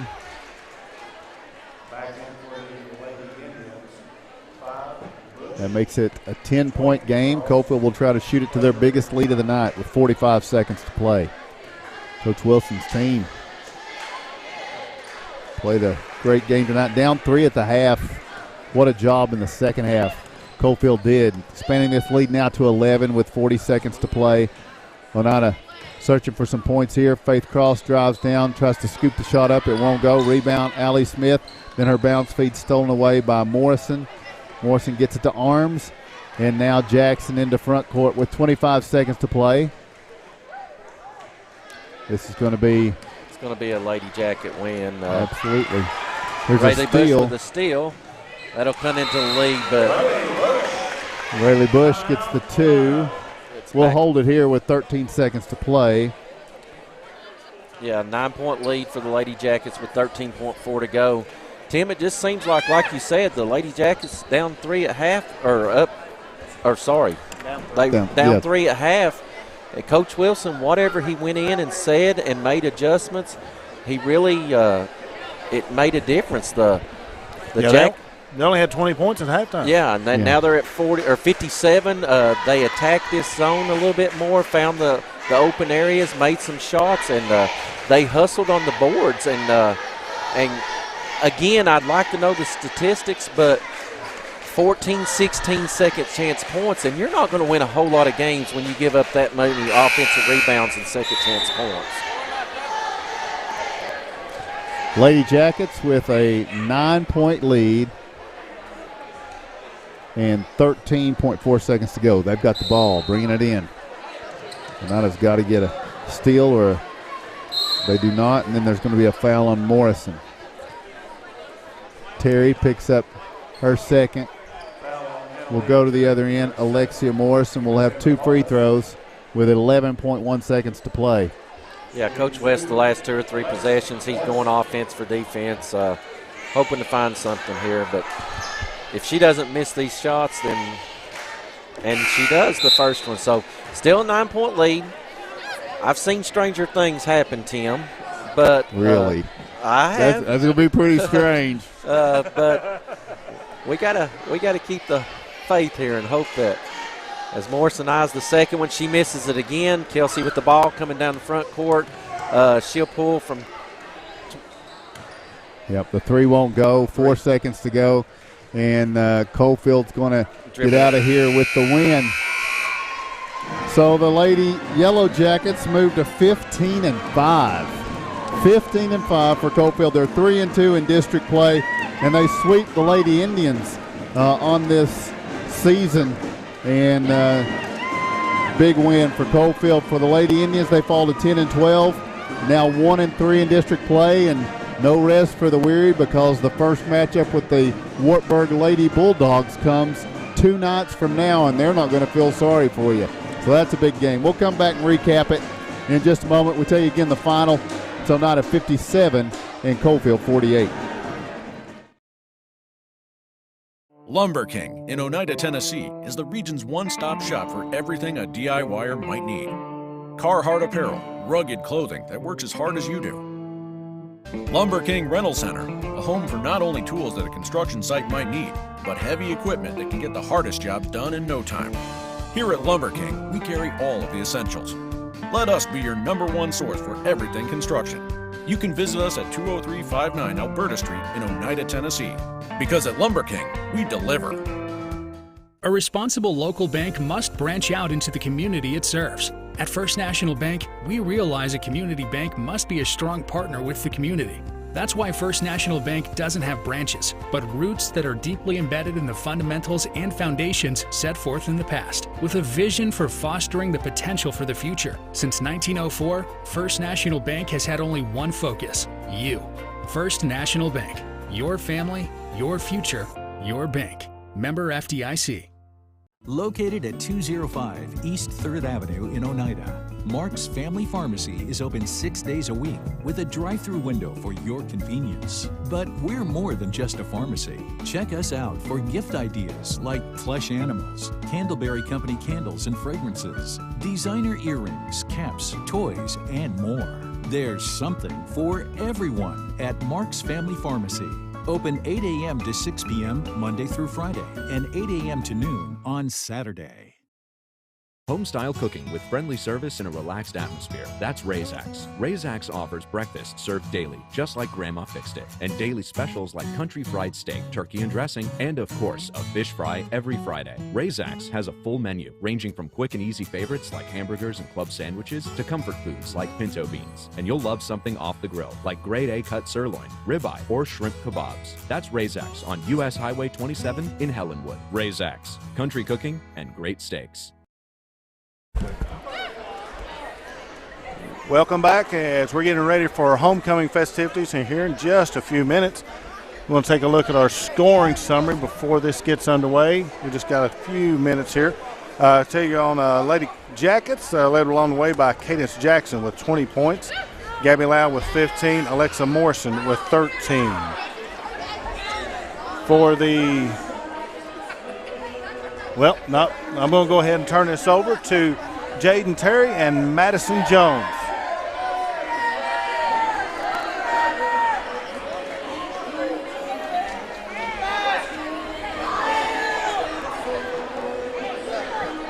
Welcome to the Oneida High School 2022 basketball homecoming. Now entering the court is freshman candidate Jasmine Chitwood.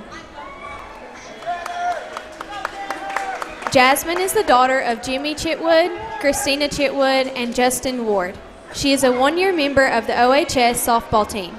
Jasmine's hobbies include hunting, fishing, and shopping. Jasmine is being escorted by freshman Tanner Buttram. Tanner is the son of Mikey and Kelly Buttram. He is a member of the OHS football team, and his hobbies include playing Fortnite with the boys.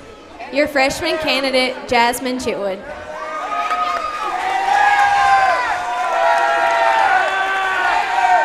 Now entering the court is freshman candidate Shayla Shoemaker. Shayla is the daughter of Ethan and Sherry Shoemaker. She is a one-year member of the OHS softball team. Shayla's hobbies include hanging out with her friends and playing softball. Shayla is being escorted by sophomore Chase Meredith. Chase is the son of Nene and Chad Fote. He is a two-year member of FFA. Chase's hobbies are riding horses, spending time on the lake, and hanging out with friends and family. Your freshman candidate, Shayla Shoemaker. Now entering the court is sophomore candidate Praley Welch. Praley is the daughter of Devin Welch and Lacey Strunk. She has been a softball player for the OMS and OHS program for a total of 8 years. She is also a one-year member of the OHS soccer team. Her hobbies include creating art and listening to music. Praley is being escorted by sophomore Wyatt Yancey. Wyatt is the son of John Yancey and Melissa Nelson. He is a two-year member of the OHS soccer team. His hobbies include rec soccer, video games, and simply wasting time. Your sophomore candidate, Praley Welch.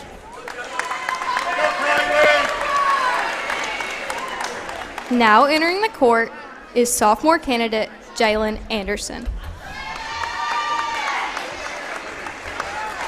Jalen is the daughter of Jeremy and Ashley Branscombe. She is a two-year member of OHS soccer team and a one-year member of Best Buddies, as well as a one-year member of Beta Club. Her hobbies include spending time with friends and family. Jalen is being escorted by sophomore Mac Duncan. Mac is the son of Michael Duncan and Terry Slavin. He is a one-year member of the OHS football team. His hobbies include football. Your sophomore candidate, Jalen Anderson. Now entering the court is junior candidate Hazel Blizzard. Hazel is the daughter of Dina and Bobby Blizzard. She is a member of Best Buddies, Beta Club, and National Honors. Hazel's hobbies include hanging out with friends and family. Hazel is being escorted by sophomore Wyatt Waters. Wyatt is the son of Matt and Nikita Webb. He is a member of the OHS football team, and his hobbies include hunting. Your junior candidate, Hazel Blizzard.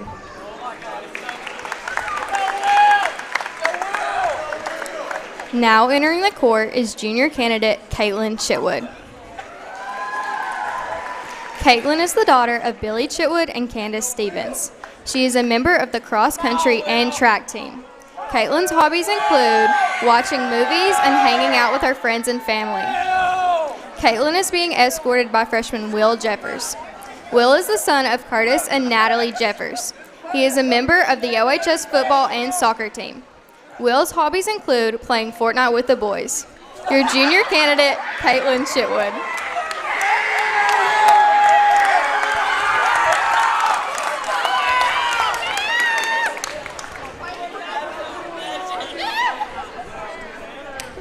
Now entering the court is senior candidate Carmen Cron.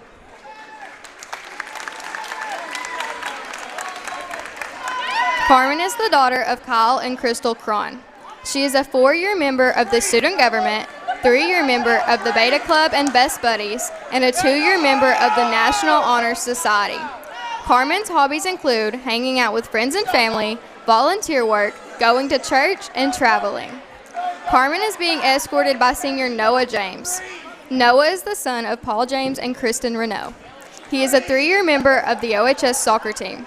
Noah's hobbies include hanging with friends and family, hunting, and doing anything soccer related. Your senior candidate, Carmen Cron.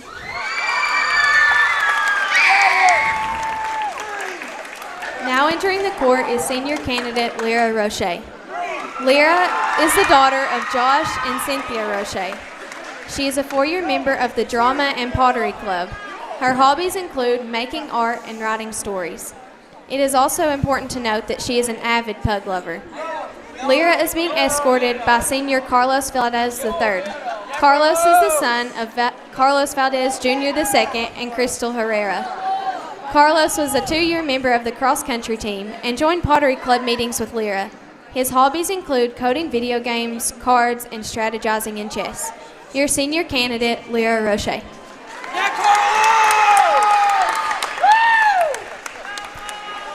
Now entering the court is your 2022 Flower Girl, Carson Smith. Carson is the daughter of Isaac and Krista Smith. She is 6 years old and in Miss Leslie Boyett Neal's class. She enjoys dance, playing with her friends, and taking care of her baby brother, Scout. She is escorted tonight by Landon Goins. Landon is the 4-year-old son of Michael and Leanne Goins. He is in Miss Brittany and Miss Savannah's pre-K class.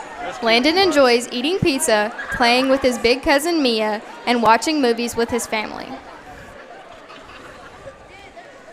Last year's 2021 basketball homecoming queen was Caroline Bell. Unfortunately, she is not able to be here tonight.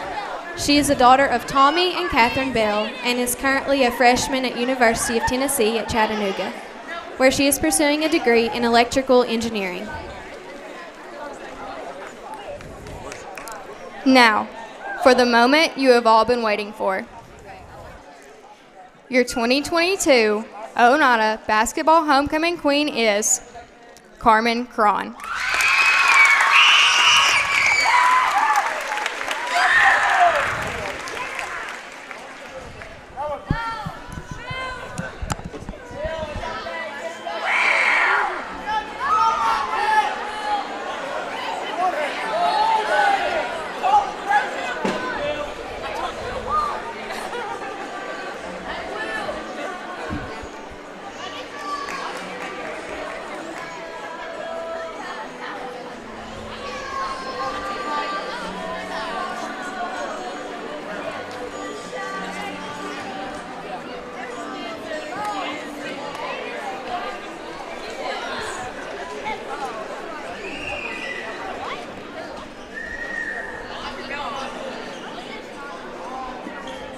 Your 2022 basketball homecoming queen, Carmen Cron.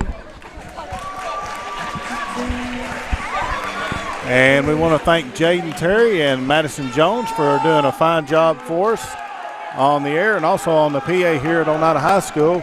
And once again, congratulations to Miss Cron for winning the 2022 homecoming queen. I just want to point out that Miss Cron, her mother played for Coach West. Really? There you go. Yep, Crystal Cron. Actually, in middle school, Coach West's first job, coaching middle school, she was on his first ever team. I was the assistant coach.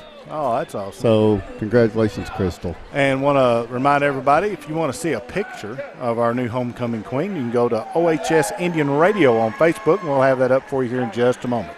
We'll take a 2-minute break and be back to Oneida right after this. Lumber King in Oneida, Tennessee is the region's one-stop shop for everything a DIYer might need. Carhartt apparel, rugged clothing that works as hard as you do. Lumber King Rental Center, a home for not only tools that a construction site might need, but heavy equipment that can get the hardest jobs done in no time. Here at Lumber King, we carry all of the essentials. Let us be your #1 source for everything construction. You can visit us at 20359 Alberta Street in Oneida, Tennessee. Because at Lumber King, we deliver. Scenic Foods is about freshness, with meat cut in-store daily and special cut upon request. A deli that offers fresh meats and cheeses sliced to your choosing. A produce department offering fresh fruits and vegetables, and of course a full line of competitively priced groceries to meet your weekly shopping needs. Scenic Foods is about value and convenience. Don't have time to cook supper? Try our cheese sticks, pizza, and wings, as well as our fresh-made desserts and side dishes. Need to fill an empty pantry? We have all you need at Scenic Foods, located at 7352 Baker Highway in Huntsville. Odds are there's a Potter's Ace Hardware right in your neighborhood, with expert advice and the right tools and supplies to make your quick fixes even quicker. Around the block, what you need in stock, with people who know their stuff. Potter's Ace has a convenient location on Industrial Lane here in Oneida. Visit the helpful folks at Potter's Ace for all your home improvement needs. Potter's Ace, the helpful place. The superior technology of fiber optics carries a communication signal that is more robust and reliable than older technologies. Connecting homes and businesses directly to fiber optic networks enables enormous improvements in what bandwidth devices are capable of delivering. Experience Highland Communications' world-class broadband, delivered over Highland Telephone Cooperative's fiber optic network to make your online experience extraordinary.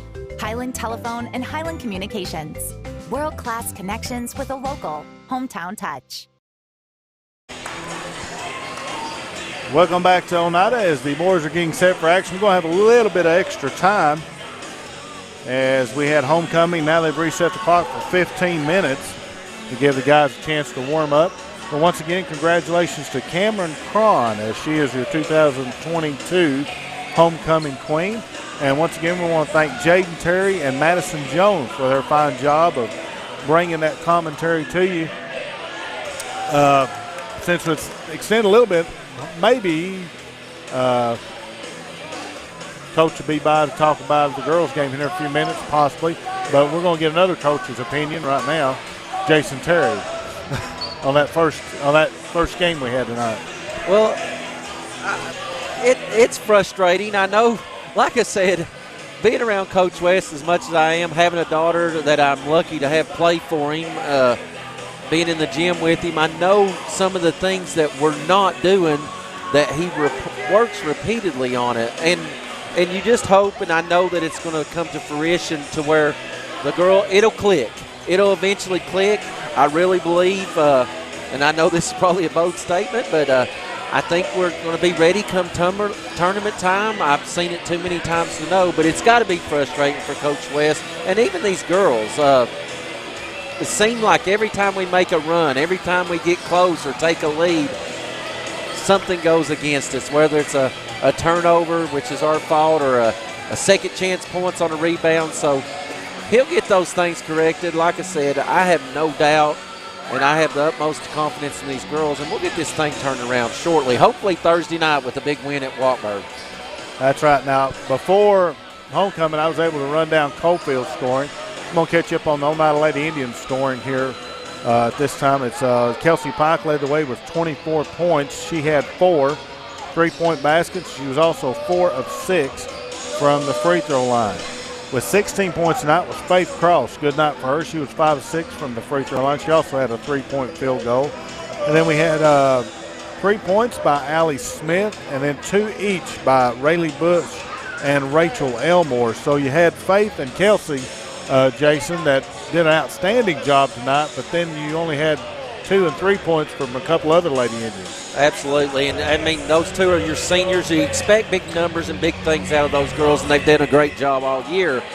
But Coach West has got to have some other girls step up. We got to have other production, whether it's three-pointers or getting to the rim or whatever it takes, but you can't have nights where 2 or 3 girls score 2 or 3 points and expect to win a lot of games.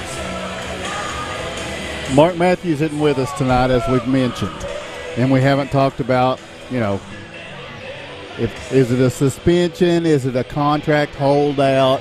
What exactly is going on? Let's not speculate. Let's not. But I will say I am in communication with Mark, and he has just informed me. This is what Mark brings to the game. Okay. This is what Noah James has escorted both the football and basketball homecoming queens this year. Wow. See, I didn't realize that. So Ben, pay the man. I mean, we're not saying what it is. Absolutely. Who would have known? Well, Who else brings that content? Well, you know how he knows that, right? I do know how he knows his daughter that. won the homecoming queen, so he knew exactly. So now we got the opportunity, as I said earlier. Coach Marv West is now joining us, Tim.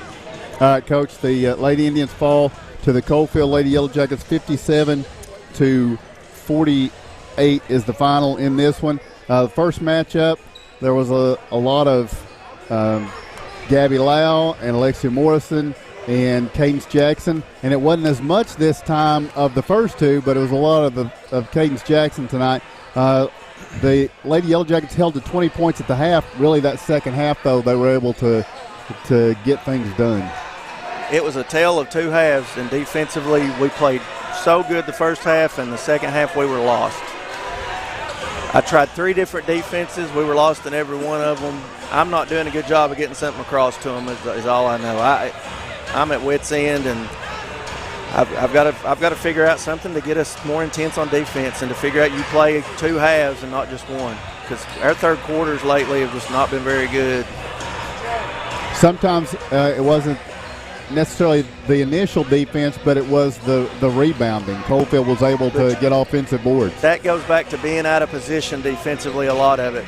Yeah, they're going to get some because they're bigger than us, but you got to fight harder than we do. You got to get on their legs and try to root them out of there. Make the refs make a call or make them make a tremendous play every time. We got to figure out we've got more in the tank than what we realize, and they don't get that yet. We hit a wall, and it's just like it's all of a sudden everybody hits the same wall, and I rotate people in it. I'm just lost right now. You get flashes, though, like you meant. I think what's frustrating, if it didn't look like you could compete with this team, it wouldn't be frustrating. But you get the flashes of, driving to the basket and hitting a lot of them, but sometimes it's not happening on a closer shot. So, I mean, got to be more consistent making layups. I mean, girls basketball, the good teams, and you all have watched a lot of basketball too. In girls basketball, there's a lot of missed layups. The good teams don't miss them. The average to bad teams do. I mean, it's just that simple. If we make our layups, guys, and free throws too, we didn't make free throws. If we make layups and free throws, that's a different game. Yeah. At least we match their scoring. But, and Kelsey, she was gimpy tonight. Her ankle's hurt, and she tried to fight through it and did a good job. But we just got to rally, and I don't know what to do to get them to rally. Feels like it's getting late too, right? I know that's one of the frustrations, is, right? We're 1-3. We are 4th place out of 5 teams in this district. Yeah. We got to figure out how to fight. If we go down fighting, all 5 people on the floor fighting, I can handle that. We didn't. Yeah. That was not how this game went. And I'm gonna brag on Allie Smith. She fought that 4th quarter. She had 3 or 4 offensive rebounds. There's no reason for her to get an offensive rebound. Right. It's all about effort. Every one of them can do that. But until they all do, we're going to see a lot of games like this. And if we don't get ready for Thursday, it's going to look a lot like this. Well, you mentioned it's a quick turnaround. You've got tomorrow, and then you've got the Lady Bulldogs of Wartburg coming in here. And, you guys and Coalfield and Wartburg kind of bunched in there together. It's a separation possibility here. Well, we already don't have the tiebreaker with Coalfield. But you would at least, like to be in that 3rd place spot, right, to be opposite of probably Sunbright. Although I do think that Coalfield can beat Sunbright. If they'll keep their heads better than they did the last game, they can beat them. And anybody in this district pretty much can beat anybody. But I'm not worried about everybody else. I'm worried about us. Right. And I'm going to fight. I'm going to bust my tail for these girls. I'm going to try to watch this film and see what is the worst thing we're doing. And yes, we do rebounding drills. I have nobody to sub in that's as big as the Morrison girl, though, besides Deb. So, it's just, I know they're frustrated and I'm frustrated. I just want them to understand they're talented enough to do this. It's not a lack of talent. They just got to believe they can do it and just do it. Yeah. And when we do that, we're going to be fine. But right now, we're not where we need to be. And I love them. Awesome bunch. Yeah. I couldn't ask for, and I ain't saying it just because Jason's here. Because Jason, he's like me. He'll call a spade and move on with it. Yeah, we're both realists. And I was telling these guys throughout the broadcast, I know you're frustrated because I'm in the gym with you. I'm friends with you. I know the drills you do. I know the hard work that goes into it. And I've told these guys repeatedly, I wouldn't trade you for any other coach in the state of Tennessee. I promise you, I am honored and privileged that my daughter gets a chance to play for you. I know it's going to click with these girls. Like you said, the talent's there. It's just a matter of it all coming together. You're the right man to lead it, and I have no doubt that that's going to happen. Well, I'll tell you this. We're not throwing in the towel. I've never done that, never will. And the key is to be ready when it comes tournament time. We've got a better matchup Thursday than we had tonight, I'll say that. They don't have the two big girls underneath. Now, what they do have, they're quick, and they can shoot the three. You leave them open, they're going to make shots. But we're also, some good things. Faith Cross has woke up. COVID woke her up. When she texted me when she had COVID, she said, I didn't realize how bad I'd miss it. I said, well, act like that. You just got a few weeks left of your senior season. Right. It's here. And she has acted like that. 4 games in a row she's come to play. I've been so proud of her because we needed that second scorer, somebody to give us something besides Kelsey. Now we need the other ones to step up, and they're capable too. And we were talking about that. Your 2 seniors are giving you points. They're giving you production. We need those other girls to 2, 4, 6, 8 points. We need the pressure off those 2. So exactly. And they're capable, guys. Absolutely. We shoot, and we chart our shooting. We'll shoot 10 threes and report our shooting in with our partners. 5 of 10, 6 of 10, 7 of 10. It's not that we can't make them. They just got to they got to come in the game with the mindset, I want the ball. I want to take that shot. So this may be a stupid question, okay? But every year is different. This is a very different year from what you're used to. I know it's frustrating, but also is it just a little bit fun to have to do something different and to try to figure this out?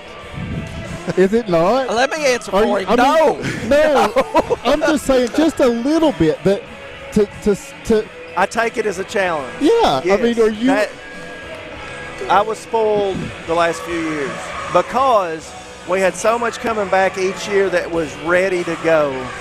We didn't have that this year. Yeah. And we don't have a Caitlin Stiltner in the middle. We don't have a Harley Boyd that's with length. We don't have a Kendall West with length.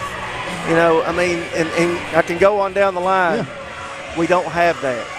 So what we've got to have out of these girls, we need a Destiny Carson right now. We need somebody who will fight you at the drop of a hat. Yeah. That's what we need. And not that I want somebody to fight, but I want somebody that's going to fight for the ball every time. Allie started doing that the fourth quarter. If everybody else will pick it up, we'll be fine. And not that it's an excuse, Coach, but could you these girls have not played a lot because they didn't get a lot of JV time last year. So we're learning on the go. And we are. And like I said, I have no doubt that you're going to turn this thing around. The talent's there. You're the best coach in the state of Tennessee. And Lord. We'll make this happen. It's getting deep. I can go get my muck boots right here. Still got time. Good luck, Coach. See you. We'll take a break. We'll be back. Boys action coming up next. It's the Oneida Indians and the Coalfield Yellow Jackets on the IH Sports Network.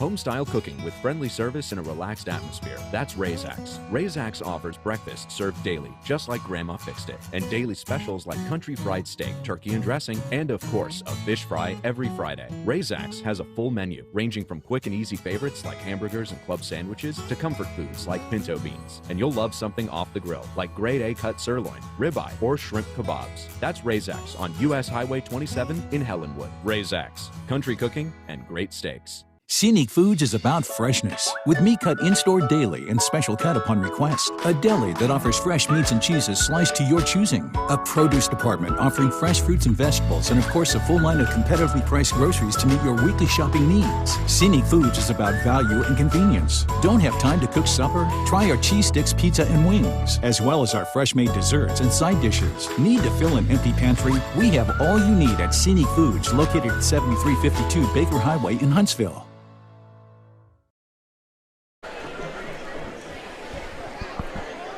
Welcome back to Oneida High School. Boys action getting set to square off here now as the Oneida Indians and the Coalfield Yellow Jackets will take to the floor for the second time this season. Oneida's 12-6, 3-0 in district play. But boy, did the Indians have a scare Friday night from the Oliver Springs Bobcats here, going to double overtime in that one. And Coalfield would love nothing more than to torture the Indians in the same fashion. And Tim, you've been doing this a lot longer and been around a lot longer than I have, but you know in these rivalry games, anything can happen. On paper, Oneida's supposed to win this game tonight, and maybe handily. But we both know that's not going to be the case here. It's going to be a fight down to the wire, and the Indians are going to have to scrap and play their game. Coach Brad Jones' team won at Wartburg. I mean, that's not like that's something that happens often or is easy to do. Absolutely not. In my opinion, Wartburg Gymnasium is one of the hardest places in definitely our district and region to play. They shoot the ball well in that gym. They play hard. So yeah, that was a great win for his squad. Only thing that. He's not in Wartburg's gym tonight. He's in the Indians. All right, so the starters for Coalfield will be Rommel Conlon, Levi Mullins, Landon Lau, Tucker West, and Braden Burgess. Coalfield in the road, black uniforms, orange numerals trimmed in white. The Oneida Indians tonight, without Mason Keaton, they will start Jacob Perry, Landon Limburg, Caden Rector, Zeb Spradlin, and Rylan Duncan. Coalfield, Coach Brad Jones in his first year, but Brad's a yellow jacket through and through, and especially in basketball. And he's done a great job with these yellow jackets. They're 3-13. They're 1-3 in the district, but they got that win at Wartburg. They're going to figure it out. He's going to figure it out, just like Coach West talks about it. Absolutely. Same scenario with Coach Wilson. You know, they had a couple lean years. Coalfield's going through a little bit of a rebuilding phase, but he's going to figure it out. He's too good a coach to not. Coalfield controls the tip. Levi Mullins into front court. Pass over on the right side. This is going to be Conlon with the basketball. Lobs it down to Burgess in the corner. He'll go back out to Conlon. Looks like the possession's going to stay with Coalfield here. Yeah, we were kind of shielded from that. The student section, which you like to see, That's a fine. big crowd tonight. Yeah. Here on homecoming, Coalfield brings it in, and with the basketball now, Landon Lau. He's harassed by Jacob Perry. Well, not a man-to-man defensively, and the ball is in the air, tipped by Limburg, then back off of Coalfield and out of bounds. So first possession for the Yellow Jackets. They didn't get a shot and didn't really get a look to even think about a shot. Too much pressure from Oneida. It's a turnover. Tenacious defense to start this game. That's what you like to see as Caden brings the ball front court. So Rector will initiate the offense in the absence of Mason Keaton. He had to do this a lot Saturday. Mason was limited to just a couple of quarters against Harriman in that big win for Oneida. Indians look in at Zeb Spradlin. It's batted away by Landon Lau. And Coalfield comes up. Each team with a turnover. We played a minute Nobody's scored yet. Here's Lau. It's tipped away this time by Perry. Lindbergh back over to Perry. He goes for the shot, no good, but he's fouled on the back pedal by Landon Lau. That will be Lau's first. Again, pressure defense by the Indians. Landon come up with the big turnover. Hits Jacob on the run out, and Jacob was fouled going to the line here for 2. Perry will stand in for the first of 2. Toss is good. We heard Coach King say Jacob Perry had his perhaps best game of the year, certainly a big offensive game, 20 on Saturday. He did, Tim. He shot the ball well. He attacked the rim, which is a big part of his game. He played really well as he hits the first 2 here tonight. And Oneida will pressure full court. Landon Lau with the basketball on the double team, gets it ahead to Conlon, who takes it down to the baseline, circling back out. Conlon with the basketball, pitches it back to Landon Lau. He's picked up by Caden Rector. Now Lau driving right. Pulls up, lobs it back out top. Burgess multi-purpose. He's a big guy down low, but he can hit the outside shot too, so watch out for Braden Burgess. But here is another turnover for Coalfield. The Indians being very, very active on the defensive end, creating another turnover. Rector will bring it up. Minute and a half in, Oneida leads 2-0. Pass right side, Lindbergh with the basketball. Oneida will get their first look at Wartburg and Coach Joe Lane on Thursday night here as the 3 from Perry won't go. It's Conlon on the rebound, and he'll bring it into front court and pitches to the trailer. Yeah, Jacob had a nice look at the bucket. It just didn't fall yet. Indians back on defense with Caden on the ball. Conlon. Coalfield yet to get a shot, by the way, and now here it's tipped by Ryland Duncan, stolen by Rector. Oneida's got numbers. Rector with the bounce feed to Ryland Duncan. Turnaround lay-in attempt is going to be good, and a timeout requested for Coalfield. With 5:51 to play in the first quarter, your score is Oneida 4 and Coalfield 0. Odds are there's a Potter's Ace Hardware right in your neighborhood, with expert advice and the right tools and supplies to make your quick fixes even quicker. Around the block, what you need in stock, with people who know their stuff. Potter's Ace has a convenient location on Industrial Lane here in Oneida. Visit the helpful folks at Potter's Ace for all your home improvement needs. Potter's Ace, the helpful place.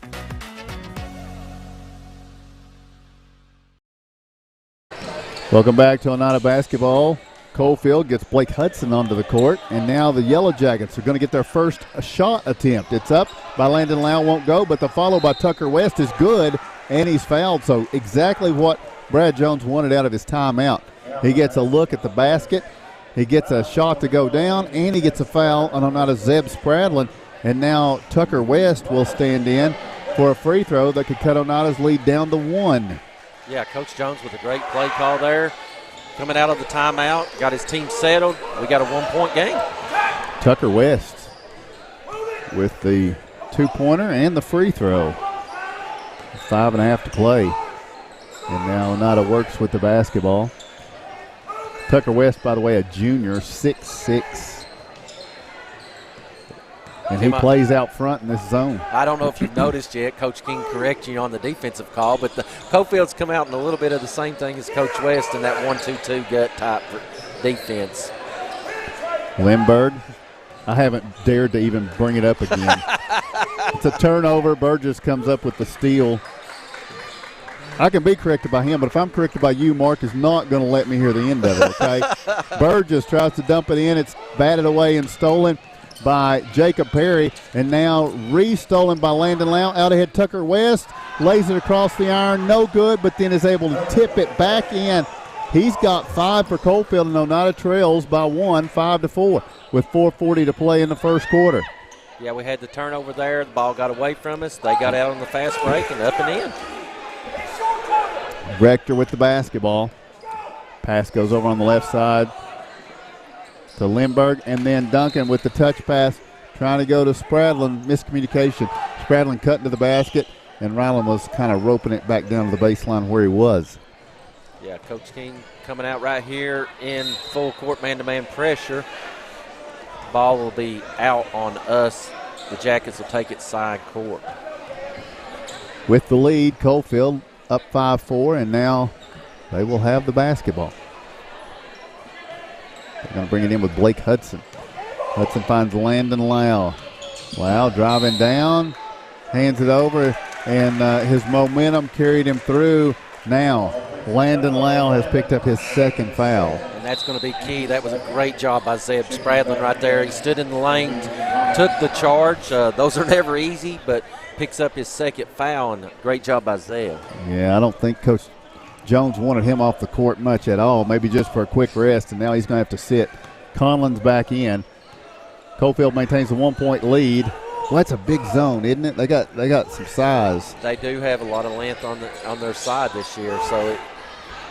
And now it's going to be tipped away. I mean, especially when you're looking at the Oneida guards working on it. And then it gave us fits right there. You know, that long length that they got, they were able to get their hands on the ball and knock it out of bounds. We retained possession. Rector gets it into Spradlin, and now Lindbergh down to the right corner. It's going to be Rector for three. Good. Nice job. Coach King called the play once. Caden coming off the screen, gets out of the three-point line and nothing but net. Back the other way, Levi Mullins can't get the two to go, but the follow by Tucker West is good. He's a one-man wrecking crew right now. He's got all 7 of Coalfield's points. We're tied. And, Tim, 2 of those have come off second chance points. We got to do a better job on the boards. Rector driving through, pitches out to Lindbergh. Now lobbing in, Spradlin out to the corner. It's going to be Perry for three. Good. And that's what you like to see. Jacob's second shot from three-point land goes in. Indians back up by 3. Back the other way, Conlon. He gets a look at the three, and it glances the back of the iron. No good. Rebound is going to be Lindbergh. Oneida by 3 with the basketball in transition. Lindbergh driving through, pitches to Rylan Duncan for the layup. Now the Indians getting rolling a little bit, and I don't think this is what Coalfield wants to do. They don't want to get up and down. I don't think they want to run with this. They'd rather be in a half-court game. We'll see what happens here. Burgess. Maybe they'll try to dictate the tempo here. They do get it down to Blake Hudson, and then have we got the second foul on Zeb Spradlin? I think it's going to be number 2 on Zeb, so Coach King will have to go to his bench also as Hayden Bronner set to check in. Hayden had a good game against Oliver Springs. Really had a good week last week. He had an outstanding week. Again, coming off of sickness, like Coach West said. Seems like he's starting to click, and Hayden's really gave Coach King a lot of valuable minutes and playing really well right now. Blake Hudson, a couple of free throws. First one won't go. Stays a 5-point game. Second one from Hudson. This one comes out too. Looks like he was right on line. Missed them both though, and back the other way. Caden Rector to Duncan, who knifes down to the baseline. Can't get the shot to fall. Follows twice and gets it to go. On cue, Hayden Bronner with a big rebound. Missed the first one, but got the offensive board, put back up for 2 points. So, and then stepped out of bounds to Coalfield on the way up the sideline. So the Indians have a touchdown lead here, 14-7. Coach Jones is going to his bench once again as the Indians will have the ball. Caden will set up the play that Coach King just called. I'm not sure what it'll be. Rector over to Lindbergh on the left side, guarded by Conlon. Gets a screen from Duncan. Now trying to get it over to Rector. Rector thought Conlon clipped it and it went out of bounds. The official says, nope, he did not. It's going to be Coalfield basketball. Looking at Conlon's reaction there, Tim, I'm not sure that he can believe the call that was just made, but it's going the other way with the Jackets ball. Mullins to Burgess, ahead to Hudson. Doing what they need to do against this zone, passing through it. Now Hudson with the bounce feed. Conlon driving, shot, good. Wow, that was not easy because he had Bronner applying all kinds of pressure. But Rommel Conlon gets that one to go. Cuts it back to 5. 2 minutes to play. First quarter, here's Duncan down low. Spinning against the defender. Pitches back out to Lindbergh in the corner. Bryson Ridge down in the paint. They just keep getting bigger down there, don't they? Here's Lindbergh on the drive. Bounce feed Rector looking in, gets the bounce feed to Bronner, backing in against Ridge. He tries to get it back out to Lindbergh, but he had cut to the left. Timeout, Oneida will take the same. 1:32 to play first quarter. Your score is Oneida 14, Coalfield 9. Lumber King in Oneida, Tennessee is the region's one-stop shop for everything a DIYer might need. Carhartt apparel, rugged clothing that works as hard as you do. Lumber King Rental Center, a home for not only tools that a construction site might need, but heavy equipment that can get the hardest jobs done in no time. Here at Lumber King, we carry all of the essentials. Let us be your #1 source for everything construction. You can visit us at 20359 Alberta Street in Oneida, Tennessee. Because at Lumber King, we deliver.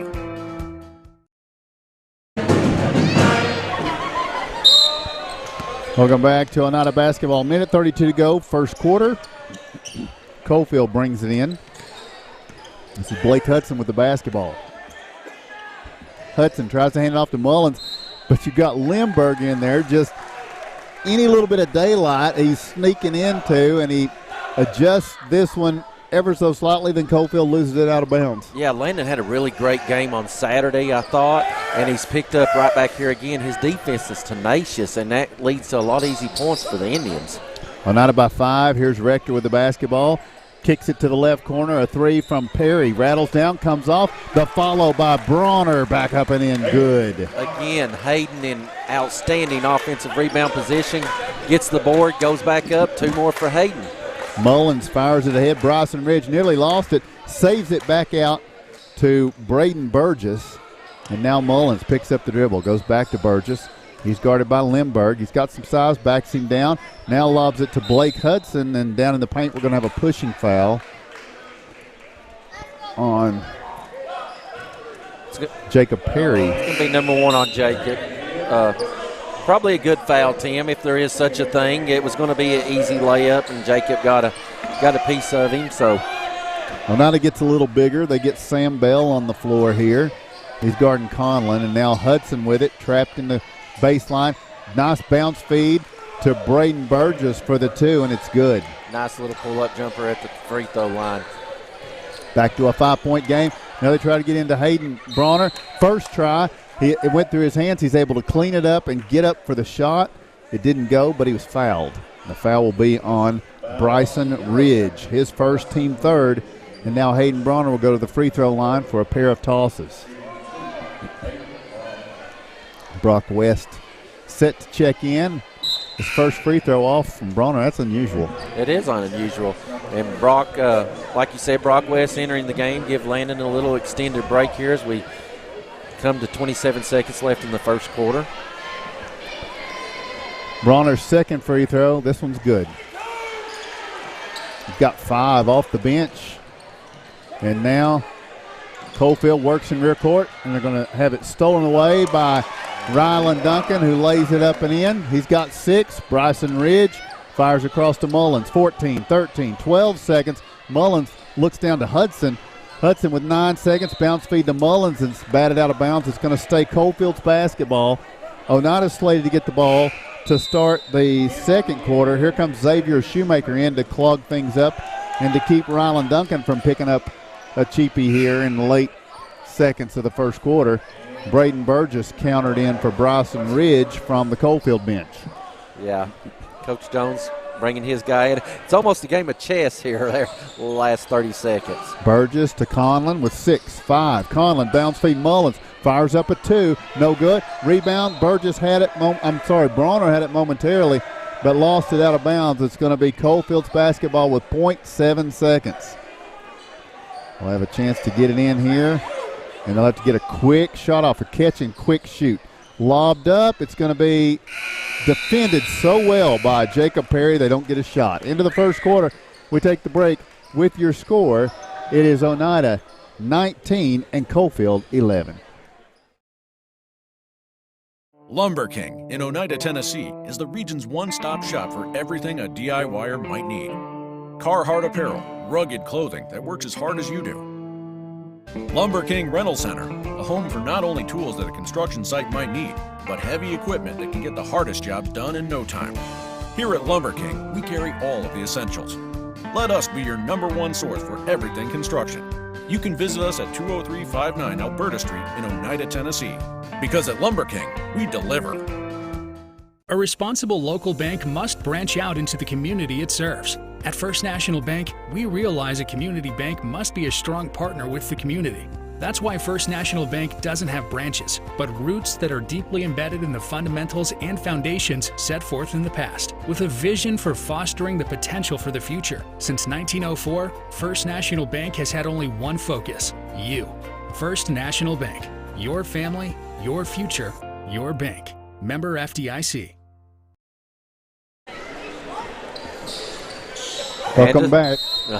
Go right ahead, Tim. Starting the second quarter, Indians basketball. Jacob Perry will have it out front. All right, Jake with Brock West, Hayden Bronner, Xavier Shoemaker, and Sam Bell out there for Oneida. For Coalfield, it's going to be Hudson, Burgess, Mullins, West, and Conlon. And we're going to have a foul on Oneida in transition here.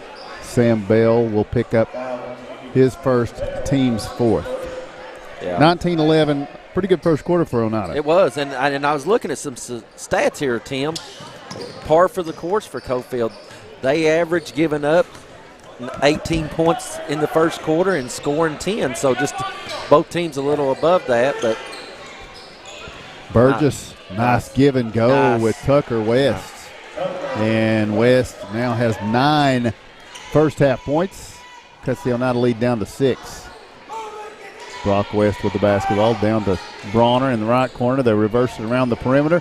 Now it's going to be Bell on the baseline. Looks in. Xavier Shoemaker double team. Kicks it out. Jacob Perry. The three is off. Rebound. Sam Bell has the dribble. Pitches out. Brock West for three. A little long. Rebound. Bronner back up. Good. That's his third offensive board and 6 points to go with and third putback. Yeah, exactly. Yeah. 7 points for Hayden. So Oneida with an 8-point edge. Here's Hudson. And he gets it to Braden Burgess. For three, it's going to be short. Rebound, Rommel Conlon comes up with it. With 6:40 to go. And here it's going to be Hudson challenged by Brock West. He's able to get the possession back down to Conlon. Now Braden Burgess for three. No good. Rebound, Perry's fouled from behind. Tucker West going to pick up his first. And that just goes back to great positioning on the defensive end, Tim. Jacob had outstanding position there and drew the foul as a result.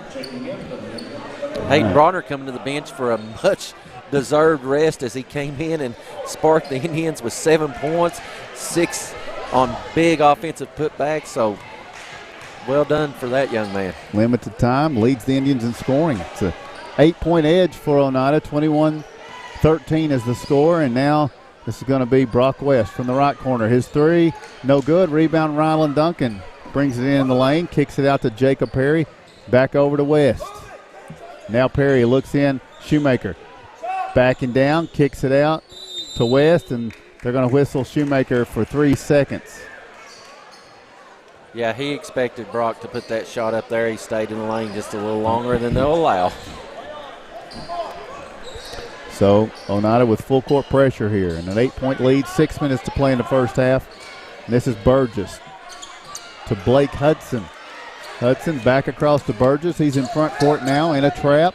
Looks over and finds Conlon on the right wing. Conlon in a trap, being forced back out near midcourt. Conlon gives it up to Mullins on the left wing. With 5:40 to go here in the first half. Now Burgess driving baseline. Looks for something, finds Hudson for the 2-point jumper. No good. Rebound, Brock West. West is going to push it up court at the direction of his coach. Pitches over to Jacob Perry. And now Bell. Bounce feed down on the baseline. That's a tough pass. Shoemaker reels it in. Now they work it around. It's going to be Perry for the two. No good. Rebound, Shoemaker. Another second chance opportunity trip for Oneida. Bell cuts to the basket. Gets the pass from Perry. Now Perry finds Xavier Shoemaker for the layup. That he just he passed him open, didn't he? Great vision by Jacob Perry then. 10-point lead. Conlon, that's a nice answer at the other end. He's got 4. Back the other way. Oneida's going to turn it over here. Yeah. 4:40 to play in the first half. 8-point game. Conlon looks to Blake Hudson, driving the baseline. His bounce feed at the feet of Tucker West. Wasn't quite ready for that one. It's going to go out of bounds off Coalfield. Be Indian ball. Landon Lindbergh and Caden Rector will be re-entering for the Indians. Sorry, excuse me. So now Oneida will bring it the other way. 8-point lead for the Indians. 23-15's the score. Rector. It's over to Brock West. They work out top with it. Free throw line. Duncan working the baseline down there. Lindbergh, he'll pop open and deep in the right corner. Circles back out high. Now Rector fakes the pass, gets a look at the three, and knocks it down. Caden Rector's second three of the night. Yeah, I thought Caden played his best game of the season Saturday down at Harriman. He really come alive, and that's carrying over right here. What about it? Coach King had been wanting it all year. As Tucker West drives through, Conlon gets an open look at the three and buries it. Yeah, he'd been looking for that, and it took, I guess, the injury to get some time in there and some comfort. Caden looks like he's ready to go. He's ready to go at this right time. So Rylan Duncan kicks it out to Rector. Pitches back to Duncan. Rector back in the corner. Looks back to Duncan. And now Lindbergh takes a dribble. A little tough spot there. He's going to circle it back out. 26-18 Oneida by 8.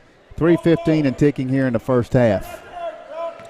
Great job by the Indians there as they didn't have exactly what they were looking for, Tim. Coach King pulls it out. They're going to set up a play here, and we'll see what happens. Get it to the corner. West, his pass tipped and stolen by Braden Burgess. And the Oneida turnover is going to lead to Coalfield back the other way. Landon Lau returns to the floor. He had to sit for a time with 2 fouls. Now he's looking at a three. It sails long, and it's Xavier Shoemaker on the backside taking care of the rebound. Gets it out ahead to Brock West, who hits the trailing Lindbergh. Lindbergh drives the baseline, tries to get the bounce feed to Duncan, goes through his hands, but into the hands of Rector, who gets the bounce feed over to Shoemaker. Couldn't get the lay-in to go. Beautiful feed by Rector, It was though. a great look, great bounce pass in traffic. Just Tucker West wasn't able to execute, but yep. we're going to get that ball right back on the West turnover. Yeah, Lau hadn't established himself in front court, and Tucker West passes it to him. Here's the return of Hayden Bronner with 2:27 to play in the first half, and Oneida leading by 8. It's going to be Rector driving right. Bounce feed to the corner. West looks in at Bronner, goes back to Rector. Bronner's posting down there. It's going to be Lindbergh from the left corner for three. No good. Rebound. Nice rebound by West. Out to Rector. Bounce feed in. Bronner backing in. He hits the cutter, which is Rylan Duncan. The shot bounces around the rim and it's off. And now Coalfield in a run out to Tucker West for the layup. No good. But it's going to be fouled by Hayden Bronner in transition. Yeah, just a couple plays there, Tim, where the ball didn't go our way. It had some great looks. It didn't go in, and the Jackets with a heads-up play to get that ball down the floor quick. They go kind of up. rainbowed it down. He knew that if he put it up that high, Tucker West is the only one that could come down with it. West got it, went up, was fouled. He'll go line for 2. 8-point game. Tucker West free throw is off.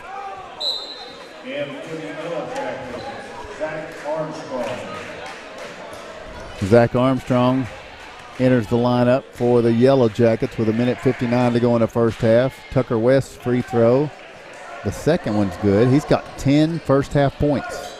Yeah, he's playing really well. And a 7-point lead for the Indians with 1:50 and ticking in the first half. This is going to be West with it on the right wing. Stepping back, he looks for Lindbergh. Now Rector, bounce feed in to Duncan. The ball's knocked free. Tucker West gets it out ahead. Conlon accelerates down. Can't get the layup to go, but following Coalfield. First try no good by Armstrong. Second round turnaround jumper by West won't go. And now it's Brock West in transition all the way down. He gets to Rylan Duncan, who picks up the loose basketball. And now it's kind of juggled around, and they're going to it's say ours somehow. that we retain the possession there. Okay. We'll Zach, take it. Zach Noe's checking in for Tucker West. And Jacob Perry will end up for the Indians for Brock West. So 1:21 to go in the first half. Caden Rector to work it in from the baseline to Duncan. Driving through the paint, rips it over to Perry to the corner. Caden Rector, the three is going to sail long. Backside rebound. Rommel Conlon pushes Hayden Bronner as he went up to try to reel it in, and Conlon's going to be called for the foul. It'll be Oneida's basketball. And that just goes back, Tim, to what we've talked about several times. Hayden had outstanding rebounding position and did a great job, and he's rewarded by getting the foul. They lose Perry on the inbounds, and boom, Jacob Perry knocks down a three-pointer. He's got 8. I don't know how you do that, but they did it. And Jacob made them pay for it. Oneida's lead is 10. Here's Zach Armstrong at the other end trying to bank in a 3. The rebound comes off long, and it's Hudson back up, no good. Rebound this time, Jacob Perry. He wheels, and he's bringing it up. Flicks it over to Rylan Duncan. Duncan steps right, puts up the 2-point jumper, no good. Rebound plucked away here by Levi Mullins. Mullins dribbling down court with 40 seconds to play in the first half. Oneida by 10. Coalfield with the basketball. The bounce feed down low. Turnaround jumper is going to be good for Zach Noe. Yeah, Noe had great position there. Turn around. And now Perry, left wing for 3, sails long, rebound Braden Burgess. So now Oneida had a 10-point lead, and now Coalfield with 20 seconds to go in the first half, probably going to hold for the final shot. They're slated to get the ball to start the third if they can hold it, and they couldn't because Caden Rector steals it, takes it to the other end, and lays it up and in. Oh, the best laid plans. You know, Coach Jones wanted to get a shot and then get the possession to start the second half. Yeah, and Rector blew it apart. Yeah, I was watching him over there. That was his plan, to hold for the last second. Caden didn't allow that to happen. So we go to the locker room at halftime with a 10-point lead for the Indians. As we take the break, we tell you the score. It's Oneida 31, Coalfield 21. Odds are there's a Potter's Ace Hardware right in your neighborhood, with expert advice and the right tools and supplies to make your quick fixes even quicker. Around the block, what you need in stock, with people who know their stuff. Potter's Ace has a convenient location on Industrial Lane here in Oneida. Visit the helpful folks at Potter's Ace for all your home improvement needs. Potter's Ace, the helpful place. Lumber King in Oneida, Tennessee is the region's one-stop shop for everything a DIYer might need. Carhartt apparel, rugged clothing that works as hard as you do. Lumber King Rental Center, a home for not only tools that a construction site might need, but heavy equipment that can get the hardest jobs done in no time. Here at Lumber King, we carry all of the essentials. Let us be your #1 source for everything construction. You can visit us at 20359 Alberta Street in Oneida, Tennessee. Because at Lumber King, we deliver. South Fork Physical Therapy is proud to support the Scott High Highlanders and the Oneida Indians. With offices in both Huntsville and Oneida, one of our 6 doctors of physical therapy are always close by. We regularly treat back and neck pain, general sprains and strains, vertigo or dizziness, TMJ disorders, as well as post-operative patients. We accept all insurances and flexible payment plans are available. At South Fork Physical Therapy, we strive to make your experience accessible, affordable, and enjoyable. Home improvement doesn't have to break the bank.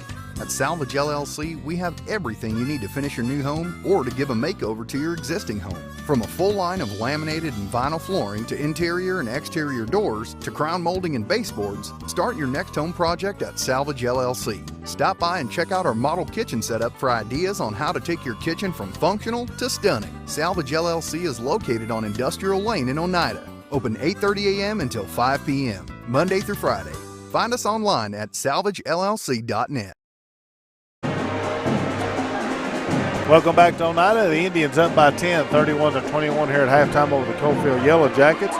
First half scoring first for Coalfield. They were led by Tucker West. He had 10 points, 2 of 3 from the free throw line. With 7 points, Rommel Conlon. He has a 3-point field goal in that 7.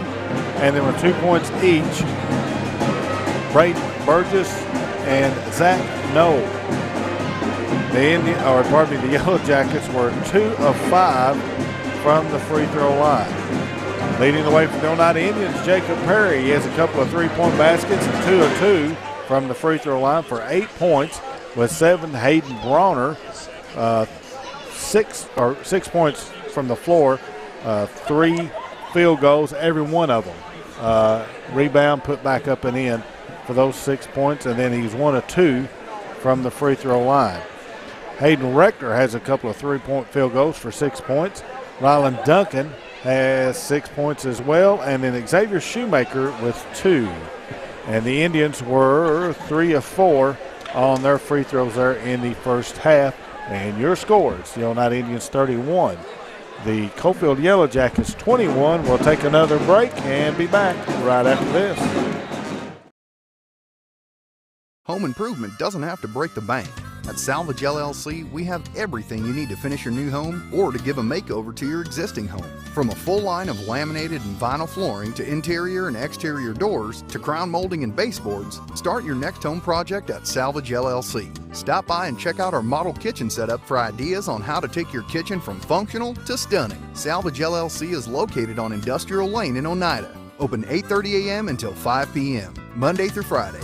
Find us online at salvagellc.net. Lumber King in Oneida, Tennessee is the region's one-stop shop for everything a DIYer might need.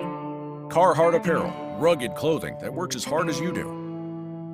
Lumber King Rental Center, a home for not only tools that a construction site might need, but heavy equipment that can get the hardest jobs done in no time.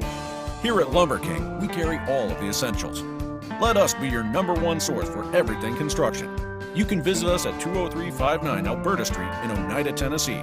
Because at Lumber King, we deliver.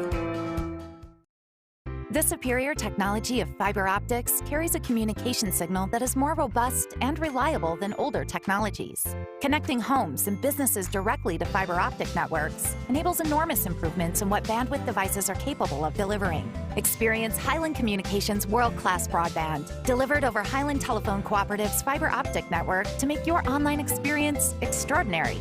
Highland Telephone and Highland Communications. World-class connections with a local, hometown touch. El Rey is Scott County's home for great Mexican flavor. Located in Oneida Plaza, we're just up the sidewalk from Walmart. From our fresh chips that are made daily to our chicken or beef fajitas that are big enough to share, El Rey uses the freshest ingredients to serve authentic Mexican dishes that will be a hit with the entire family. Stop in before the game on Friday or pop in on Saturday and watch college football on one of nearly a dozen screens while you eat. That's El Rey Azteca, open until 9 p.m. Sunday through Thursday and 10 p.m. on weekends. Welcome back to Oneida as we get a listen to the Oneida High School Pep Band, which are remnants of the Oneida High School Private Tribe Marching Band. They had a great marching season this last year. Finished 12th in the state, if I do recall that correctly. And so they're doing a good job, as they always do, entertaining us here at halftime. As the Indians lead it here, I'll go for the Coalfield Yellow Jackets 31-21. Guys, last time we were down at Coalfield about a month ago, for the entire game, the Yellow Jackets were only able to score 17 points. So you can tell Brad Jones is really doing a great job down there with them, and they've improved quite a bit, and they've given the Indians all they want tonight. Absolutely. Without a doubt, it's a tale of two games. You know, like you said, down there, the Indians were never in doubt. Tonight, the Jackets have played hard. Couple breaks go their way, and it's even closer in a 10-point game. Much improved. Tinkering with the lineup, just doing things. I like this zone with Tucker West out in front of it, especially against our starting lineup tonight. It kind of got us off to a slow start. Coach King, his signature frustration with a slow start. So yeah, it's been interesting. Yeah, you mentioned their length, Tim, a couple of different times. Coalfield, very tall, very athletic. Their length gives us some issues. So great job by Coach Jones. We know he's to be a great coach and well game plan thus far. All right, we'll go ahead and take one more 2-minute break. When we come back, we'll have the second half of this one. The Indians up by 10 when we return. Located at 205 East 3rd Avenue in Oneida, Mark's Family Pharmacy is open 6 days a week with a drive-through window for your convenience. But we're more than just a pharmacy. Check us out for gift ideas like plush animals, Candleberry Company candles and fragrances, designer earrings, caps, toys, and more. There's something for everyone at Mark's Family Pharmacy. Open 8 a.m. to 6 p.m. Monday through Friday and 8 a.m. to noon on Saturday. Home-style cooking with friendly service in a relaxed atmosphere. That's Razax. Razax offers breakfast served daily, just like Grandma fixed it, and daily specials like country fried steak, turkey and dressing, and of course, a fish fry every Friday. Razax has a full menu, ranging from quick and easy favorites like hamburgers and club sandwiches to comfort foods like pinto beans. And you'll love something off the grill, like grade A cut sirloin, ribeye, or shrimp kebabs. That's Razax on U.S. Highway 27 in Helenwood. Razax, country cooking and great steaks. Banking is easier at United Cumberland Bank. ATM deposits, instant issue debit cards, and a mobile app that gives you full control are just a few reasons why more Scott Countyans are choosing United Cumberland Bank. This is Tammy Strunk, new accounts representative, and I would appreciate your business. Come see me and find out why more Scott Countyans are choosing United Cumberland Bank. Member FDIC. Forget the bucket. Stop buying those expensive car care products. For a supreme clean, visit TNT Car Wash in Oneida. TNT Car Wash features the latest in touch-free car wash technology. TNT's touchless automatic wash bays are tough on road grime, but gentle on your car's finish. These feature-packed automatics give you complete control of the wash, including a wheel brush option. Want to wash it yourself? TNT also has traditional wash bays. And don't forget the interior, both vacuum and shampoo stations available. For a dynamite clean, TNT Car Wash, Oneida.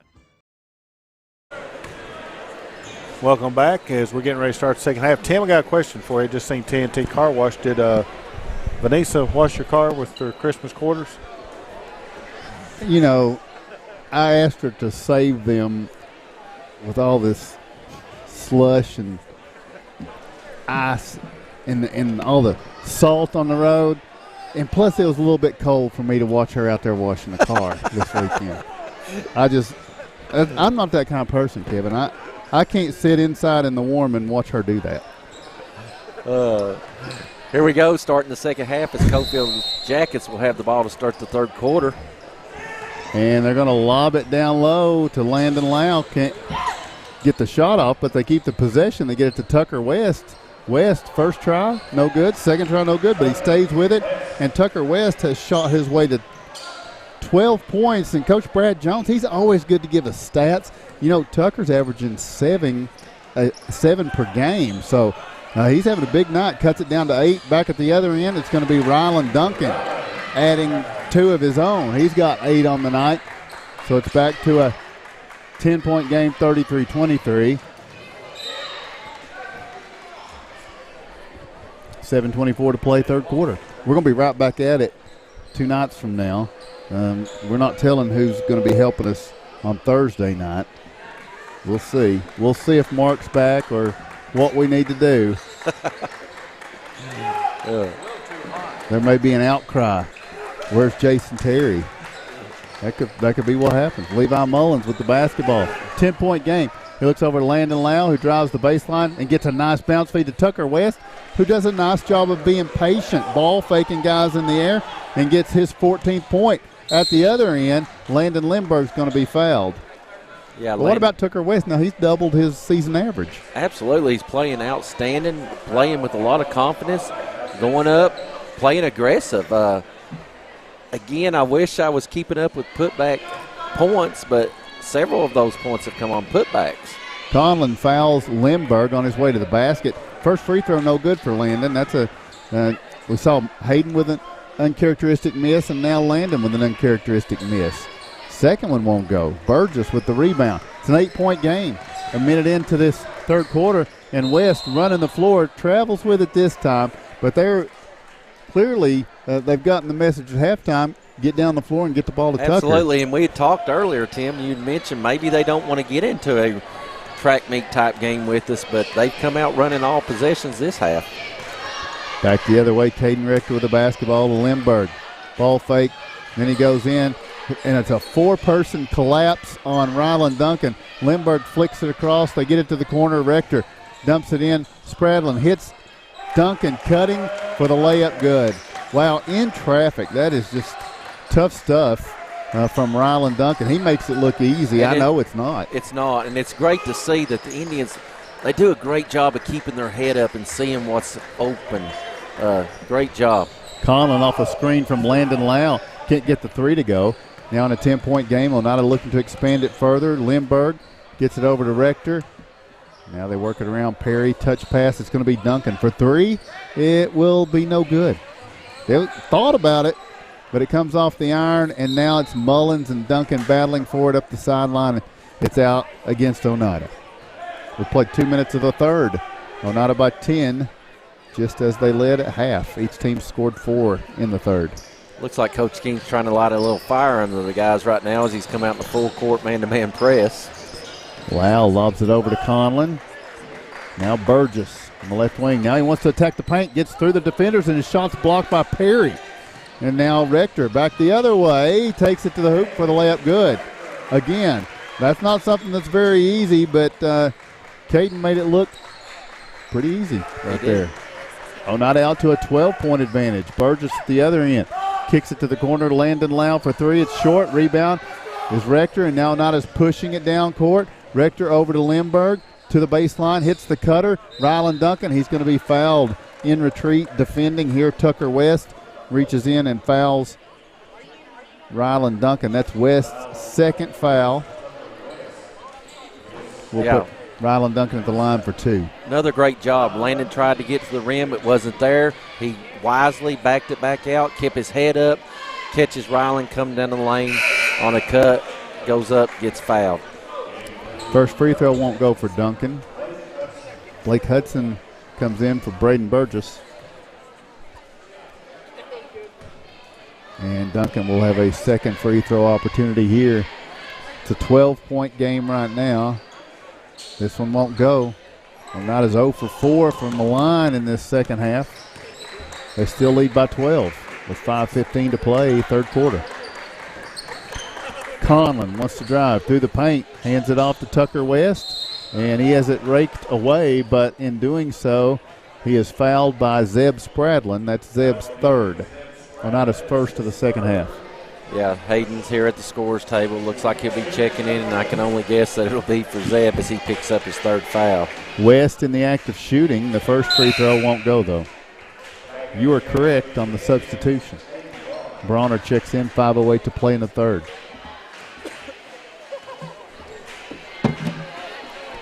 We'll have a second free throw from Tucker West. It's good. Coach Jones going to call a 30-second timeout here after the made bucket. We'll take the same. 5:08 to play third quarter. Your score on Oneida 37, Coalfield 26.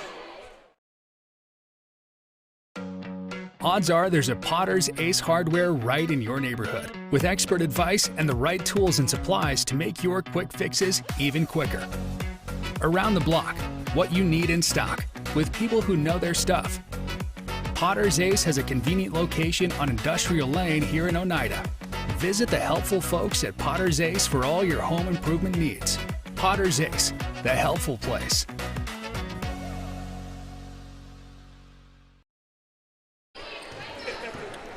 Welcome back to Oneida here in the third quarter. It is the Indians 37 and Coalfield 26 out of a Coalfield timeout.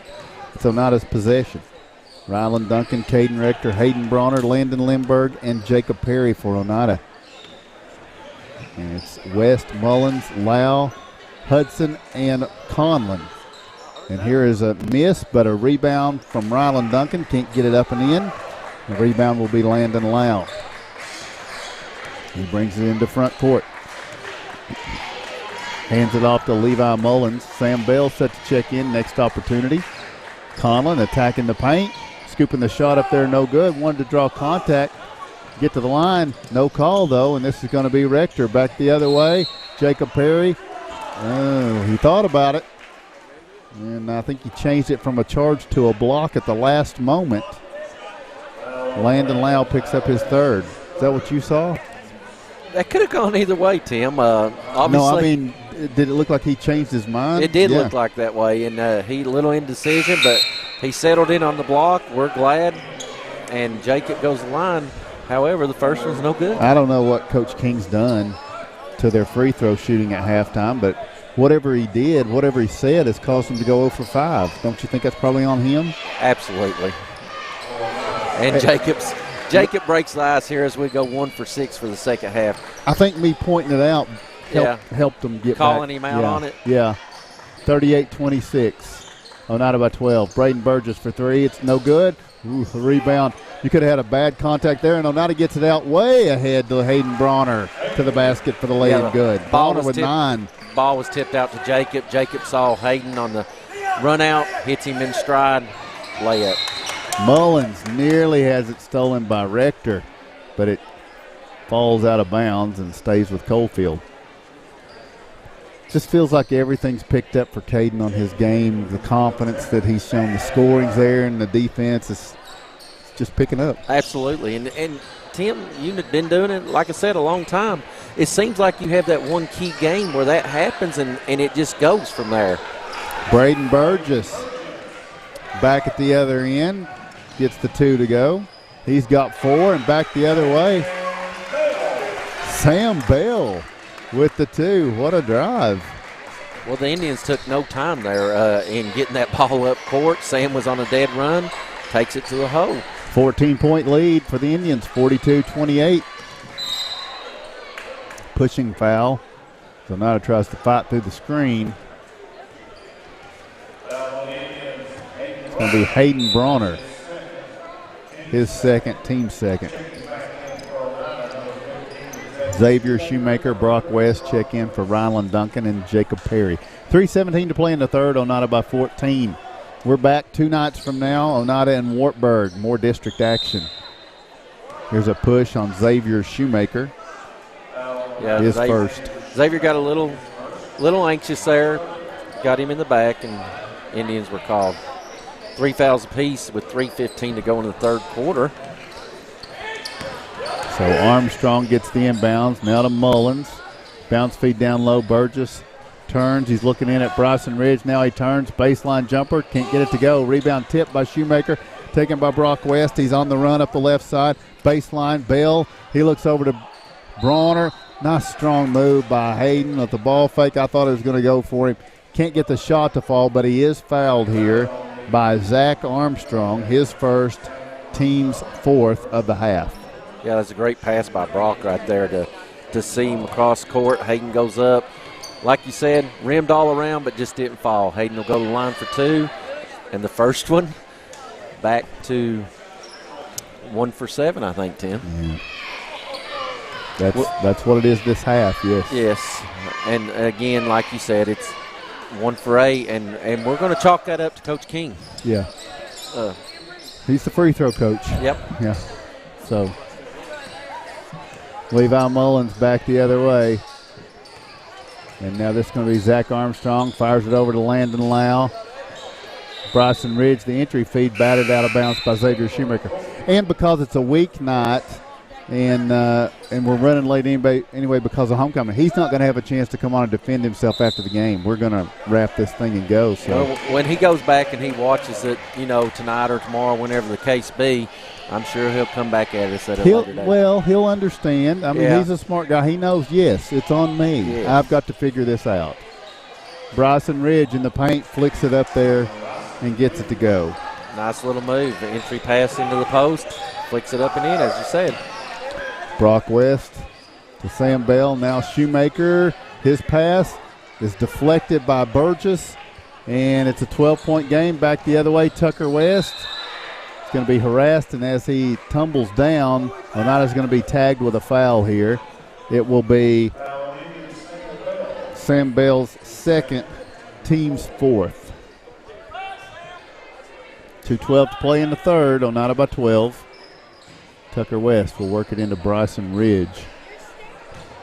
Ridge lowers his head, drives through the paint, and pitches it out to Levi Mullins. Now Landon Lau drives down baseline, hanging jumper, off the glass, good. It's a 10-point game again.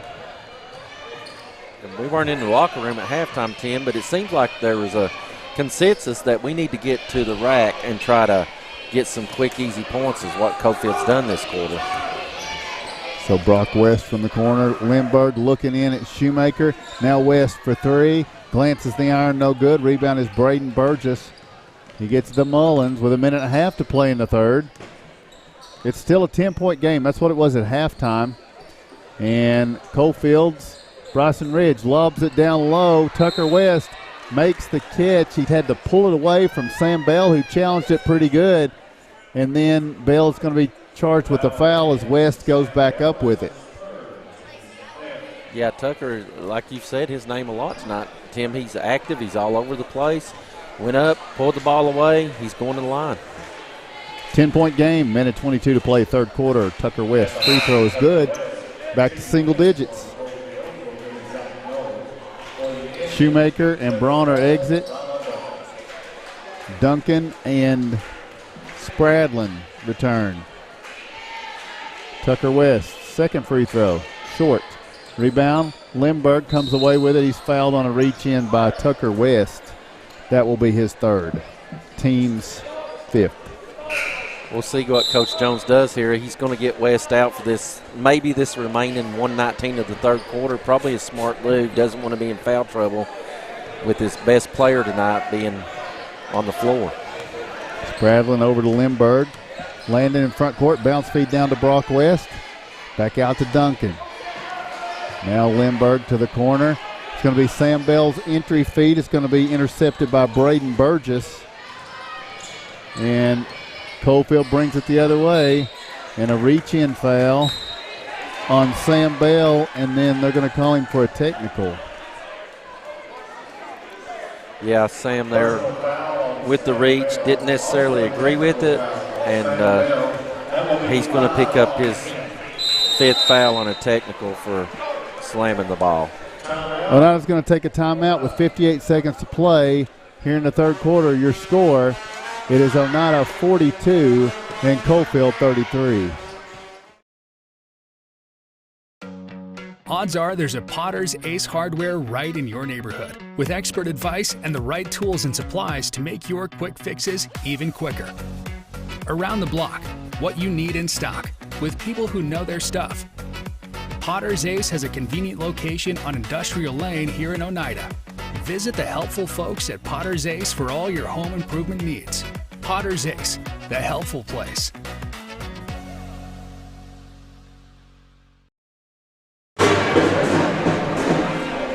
Welcome back to Oneida basketball, third quarter. The Indians have a 9-point lead, and they're coming out of a timeout here.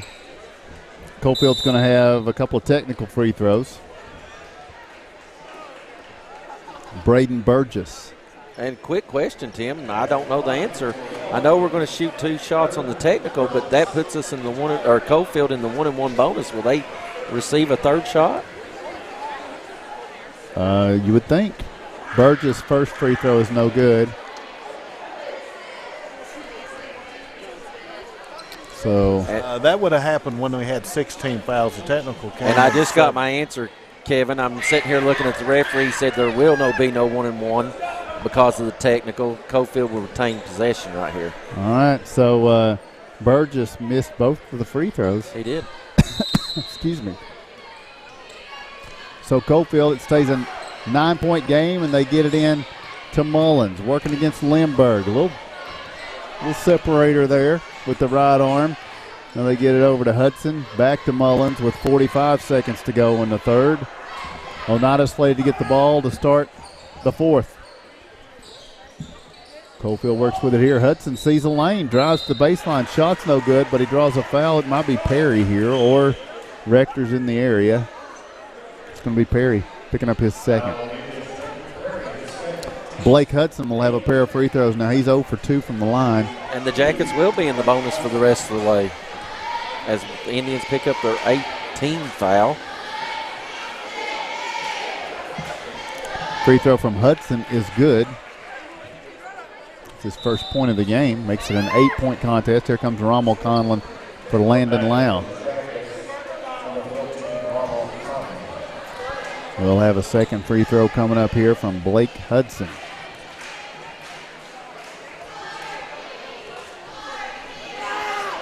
Hudson eyes the mark. It's no good. Rebound is going to be Ryland Duncan. He gets to Rector, ahead to Lindbergh. Bounce feed down. Spradlin backing in, lays it off the glass. Good. Nice job. Big, strong move by Zeb right there. First points of the game for Zeb. Pushes it back out to 10 with 20 seconds to play in the third. Burgess sees an opening, gets to the free throw line, then pitches it out to Rommel Conlon for the 2, no good. Rebound Hudson, taking it back up, lays it off the glass, and it's good. Blake Hudson for 2 with 1 second. Rylan Duncan for 3. It won't go. And that's the end of the third quarter of play. We take the break with your score. It's Oneida 44 and Coalfield 36. A responsible local bank must branch out into the community it serves. At First National Bank, we realize a community bank must be a strong partner with the community. That's why First National Bank doesn't have branches, but roots that are deeply embedded in the fundamentals and foundations set forth in the past, with a vision for fostering the potential for the future. Since 1904, First National Bank has had only one focus: you. First National Bank. Your family, your future, your bank. Member FDIC. Located at 205 East 3rd Avenue in Oneida, Mark's Family Pharmacy is open 6 days a week with a drive-through window for your convenience. But we're more than just a pharmacy. Check us out for gift ideas like plush animals, Candleberry Company candles and fragrances, designer earrings, caps, toys, and more. There's something for everyone at Mark's Family Pharmacy. Open 8 a.m. to 6 p.m. Monday through Friday and 8 a.m. to noon on Saturday.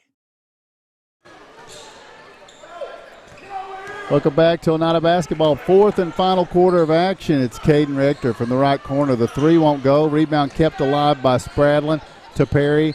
Out to Rylan Duncan, who drives through the paint. Flicks it up. It's short. Tipped by Perry, no good. Tipped back to Rylan Duncan by Perry. He goes back up, no good. Rebound Tucker West. It's 44-36, Oneida by 8. Here's Coalfield in transition. For Coalfield, Levi Mullins, Landon Lau, Tucker West, Braden Burgess, and Rommel Conlon. For Oneida, Zeb Spradlin, Rylan Duncan, Caden Rector, Landon Lindberg, and Jacob Perry. And a travel for Coalfield. With 7:22 to go, Oneida leads by 8. A little bit of delayed whistle there, Tim. It was an obvious walk. I didn't know if they were going to call it, and they did. Lady Indians fell earlier tonight to the Coalfield Lady Yellow Jackets, 57-48, the final in that one. Oneida will try to bounce back Thursday night when they get their first look at the Wartburg Lady Bulldogs. The Wartburg Bulldogs will be here for the following matchup. The Oneida Indians are hoping to come off a win over Coalfield here, but it's been much different, as Jason Terry points out to us, than the first matchup between these two. Oneida kind of pulled away quickly down in Coalfield as Spradlin knocks in the 2. Indians expand it back out to 10, but that's what it was at halftime. Coalfield's not going away. Absolutely, and Tim, had they make both them technical free throws and both shots on the 1-and-1, we could be looking at a much different game right now, but the Indians did a good job. We're up by 10 as they play defense. Mullins puts up a 2. It's going to be short. Rebound is going to be Lindberg. 6.5 to go, Oneida by 10. Lindberg taking it all the way to the hoop for the layup. Good. Landon gets his first points of the night. And Oneida's back up by 12. The Indians have been up by as much as 13, I think, in this one. And here is Tucker West looking in at Conlon. And Conlon's going to be fouled here and going to go to the line for a 1-and-1. Foul's going to be against Caden Rector, his first. Conlon has not shot free throws tonight. Neither team's really been all that great from the line. Front end of 1-and-1 for Rommel Conlon. He stands in with 7 points and his team down 12. 6:12 to play. This one won't go. Rebound is going to be Spradlin. He finds Perry over to Caden Rector. Rector looks at the corner, then drives for the 2. Shot partially deflected, I think, goes off the backboard and into Coalfield's possession, and Mullins will take it all the way to the other end, flicks it up there, and gets it to go. Levi Mullins' first points of the game. Lindbergh races back down, hits a cut, and Rylan Duncan for an easy layup to put us back up by 12. Rylan with 12 and Oneida by 12. 5:40 to play. Yep. Mullins to the right side. All the way to the baseline. Hanging jumper, no good. Rebound. Put back Burgess, but he's fouled on it, so he's going to go to the line for 2 shots. Coalfield, any fouls remaining tonight, Coalfield's going to be shooting 2 free throws. That's Zeb Spradlin's 4th foul. And, Tim, it's way too early in this game for us to be stopping the clock and giving Coalfield 3 points. Now, the good side of that is they've not been real good at them right now. But he sinks the first one, makes this an 11-point game as Bronner re-enters for Zeb, who picks up, I think, is that his third or fourth foul? Fourth foul. So he's going to sit down for a minute as we go to the second shot. It's an 11-point game. Braden Burgess cuts it back to 10. 50-40. Rector back the other way. Looks left side. Perry. Rector back around to Lindbergh. Gets Conlon in the air. Then again to Ryland Duncan. Somehow Ryland kept possession of that against all odds and gets the shot to go. He's got 14. Yeah, I was sitting there thinking as he was making that move, maybe back it out and let's regroup, but he made it work. Mullins kicks it out to Lau. Now Burgess for three. Won't go. Rebound. Nice positioning by Bronner. Now Oneida pushing down court. Rector with a bounce feed to Ryland Duncan, who has now 10 second-half points, 16 on the night. None easier than that one, though. And I've said it before, Tim, the Indians do such a great job at keeping their eyes up and finding the open man for easy transition baskets. Burgess backing down Duncan. He did a nice job, nice move, but couldn't get the shot to go, and back the other way. Lindbergh's going to be fouled by Conlon.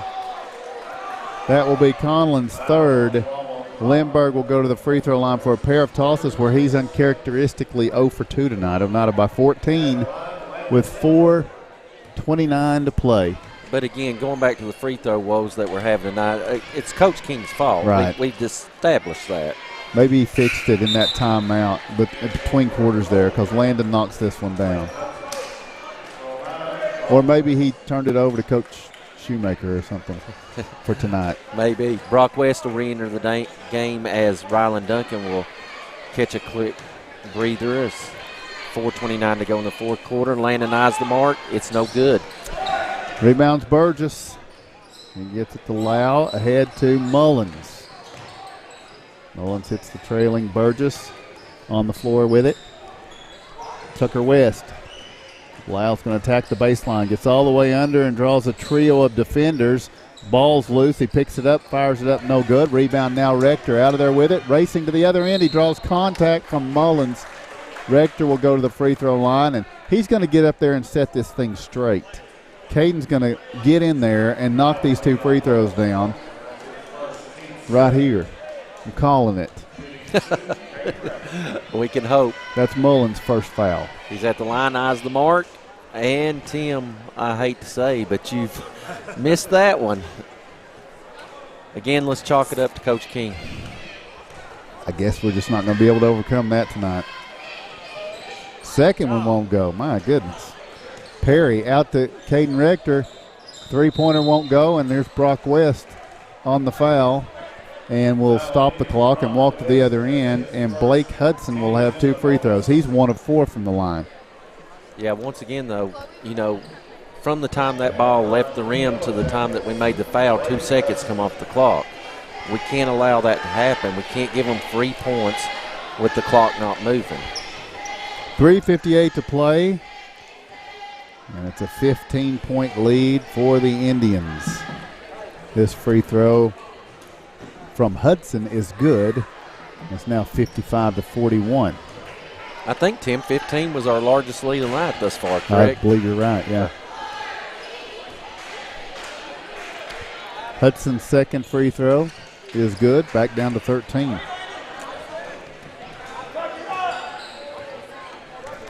Oneida will bring it the other way with 3:50 to go. Lindbergh with it on the right side. Gets a pick from Bronner, stepping left. Rector to the corner. Jacob Perry for three. Good.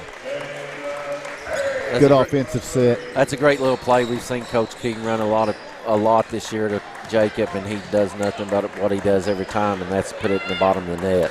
So a 16-point lead. Oneida's biggest of the game. Burgess backing down. Lays it off the glass. Scores. Coalfield's going to take a timeout, and we will take the same.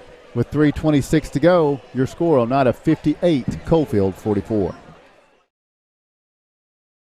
Located at 205 East 3rd Avenue in Oneida, Mark's Family Pharmacy is open 6 days a week with a drive-through window for your convenience. But we're more than just a pharmacy. Check us out for gift ideas like plush animals, Candleberry Company candles and fragrances, designer earrings, caps, toys, and more. There's something for everyone at Mark's Family Pharmacy. Open 8 a.m. to 6 p.m. Monday through Friday and 8 a.m. to noon on Saturday.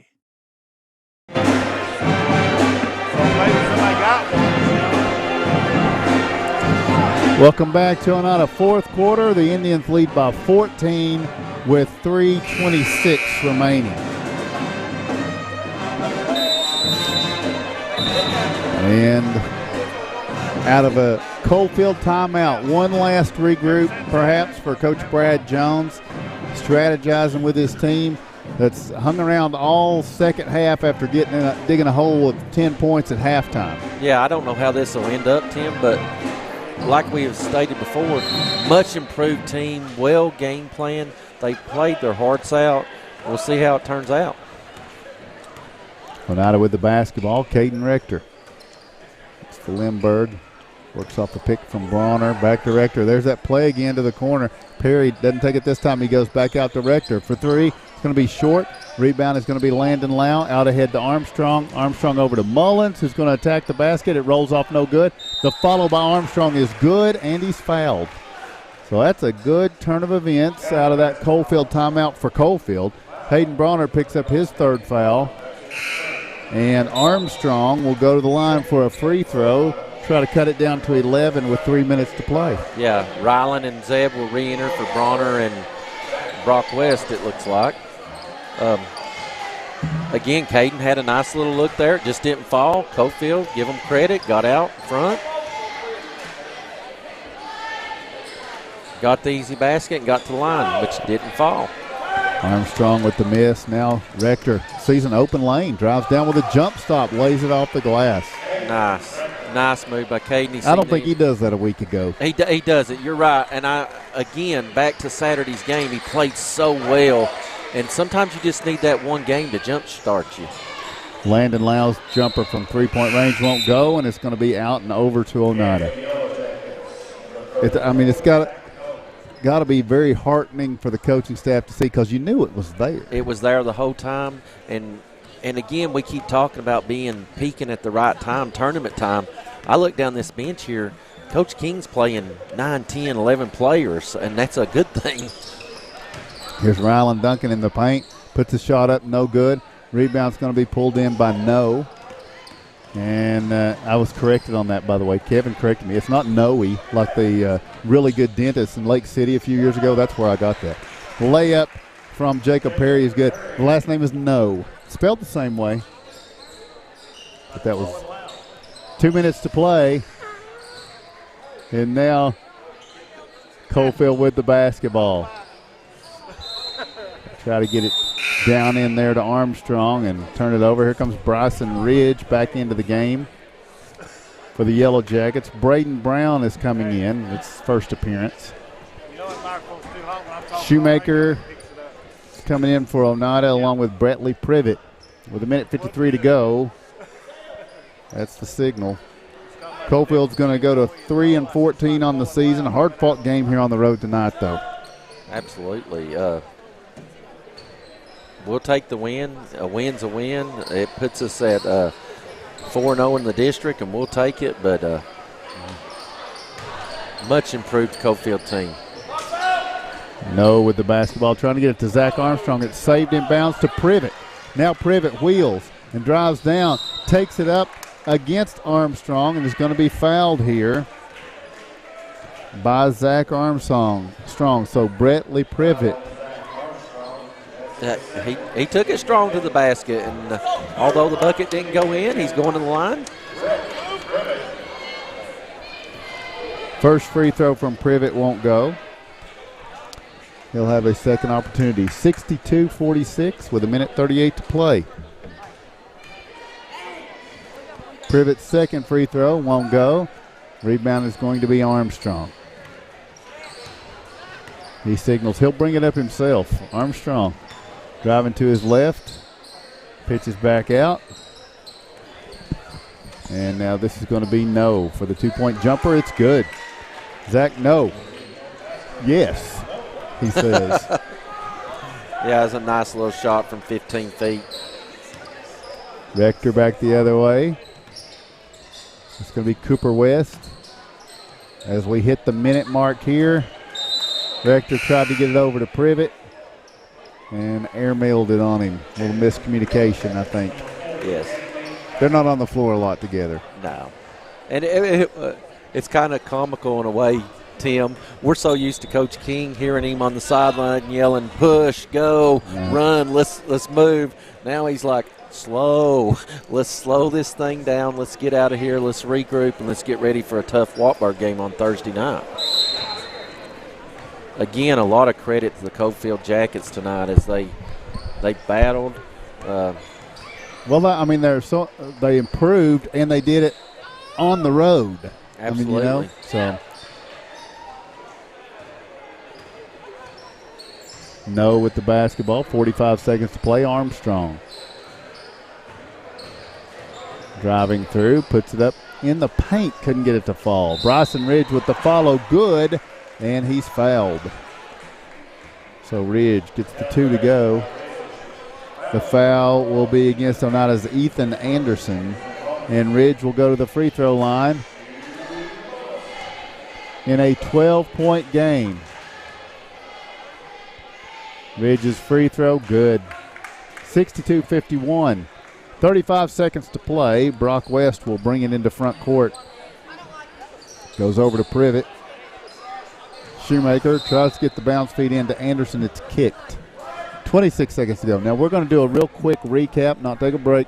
Do a real quick recap, and I'll get the scores put together. So Kevin and Jason will recap it real quick. I'll give you the scoring, and we'll go on here on this Tuesday night where Oneida crowned a homecoming queen. Yeah, Tim, I happen to glance down at the stats right here, and if this thing ends the way it is, Coalfield's averaging giving up 62 a game, which is what the Indians has right now, and they're averaging scoring 51 a game, which is what they have. So the numbers don't lie sometimes. Cooper West gets the steal, couldn't get the shot to go. With 8 seconds to go, Privet's going to back it out, and that's going to be it. Coach King puts his hand up and says, we're done. This one goes final. And so I will let Kevin and Jason recap. Jason Terry's been with us tonight in the absence of Mark Matthews. And the Lady Indians disappointed, but we talked with Coach West, and he's working to figure things out for the Indians. They get the win here tonight by 11, staying undefeated in the district.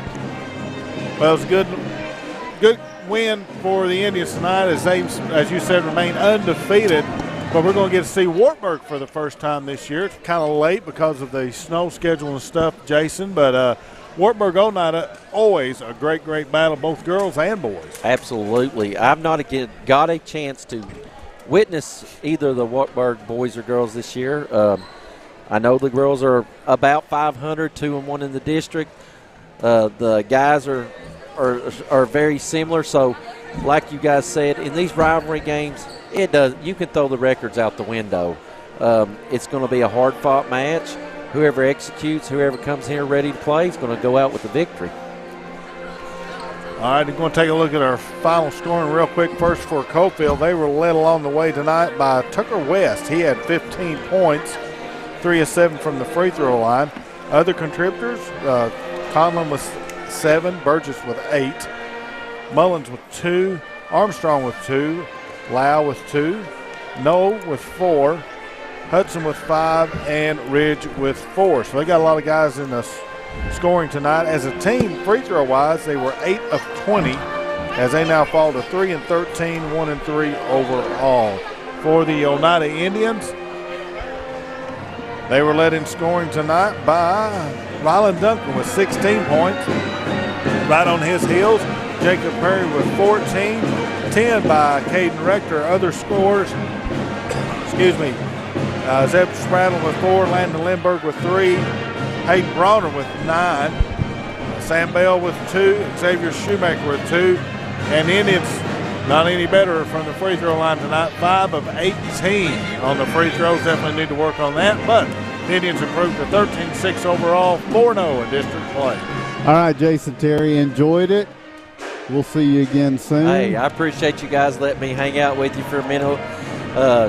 Nobody can replace the legendary Mark Matthews, but yes, they can. It was great to be with you guys tonight. I look forward to hearing him back on the call as soon as he gets back from. And I'm not going to say whatever the situation is. Exactly. There you go. Thank you for stepping up. Thank you, guys. All right, so the Lady Indians fall. The Indians win. We'll be back on Thursday night when Wartburg comes to town. And we want to thank all those involved in the broadcast. Greg Bond, Ben Garrett for putting things together, and Greg for holding it together tonight from afar, and Josh Akers for the pictures. For Jason Terry and Kevin Akers, this is Tim Smith saying thanks for joining us. You've been listening to and watching Oneida basketball on the Independent Herald Sports Network.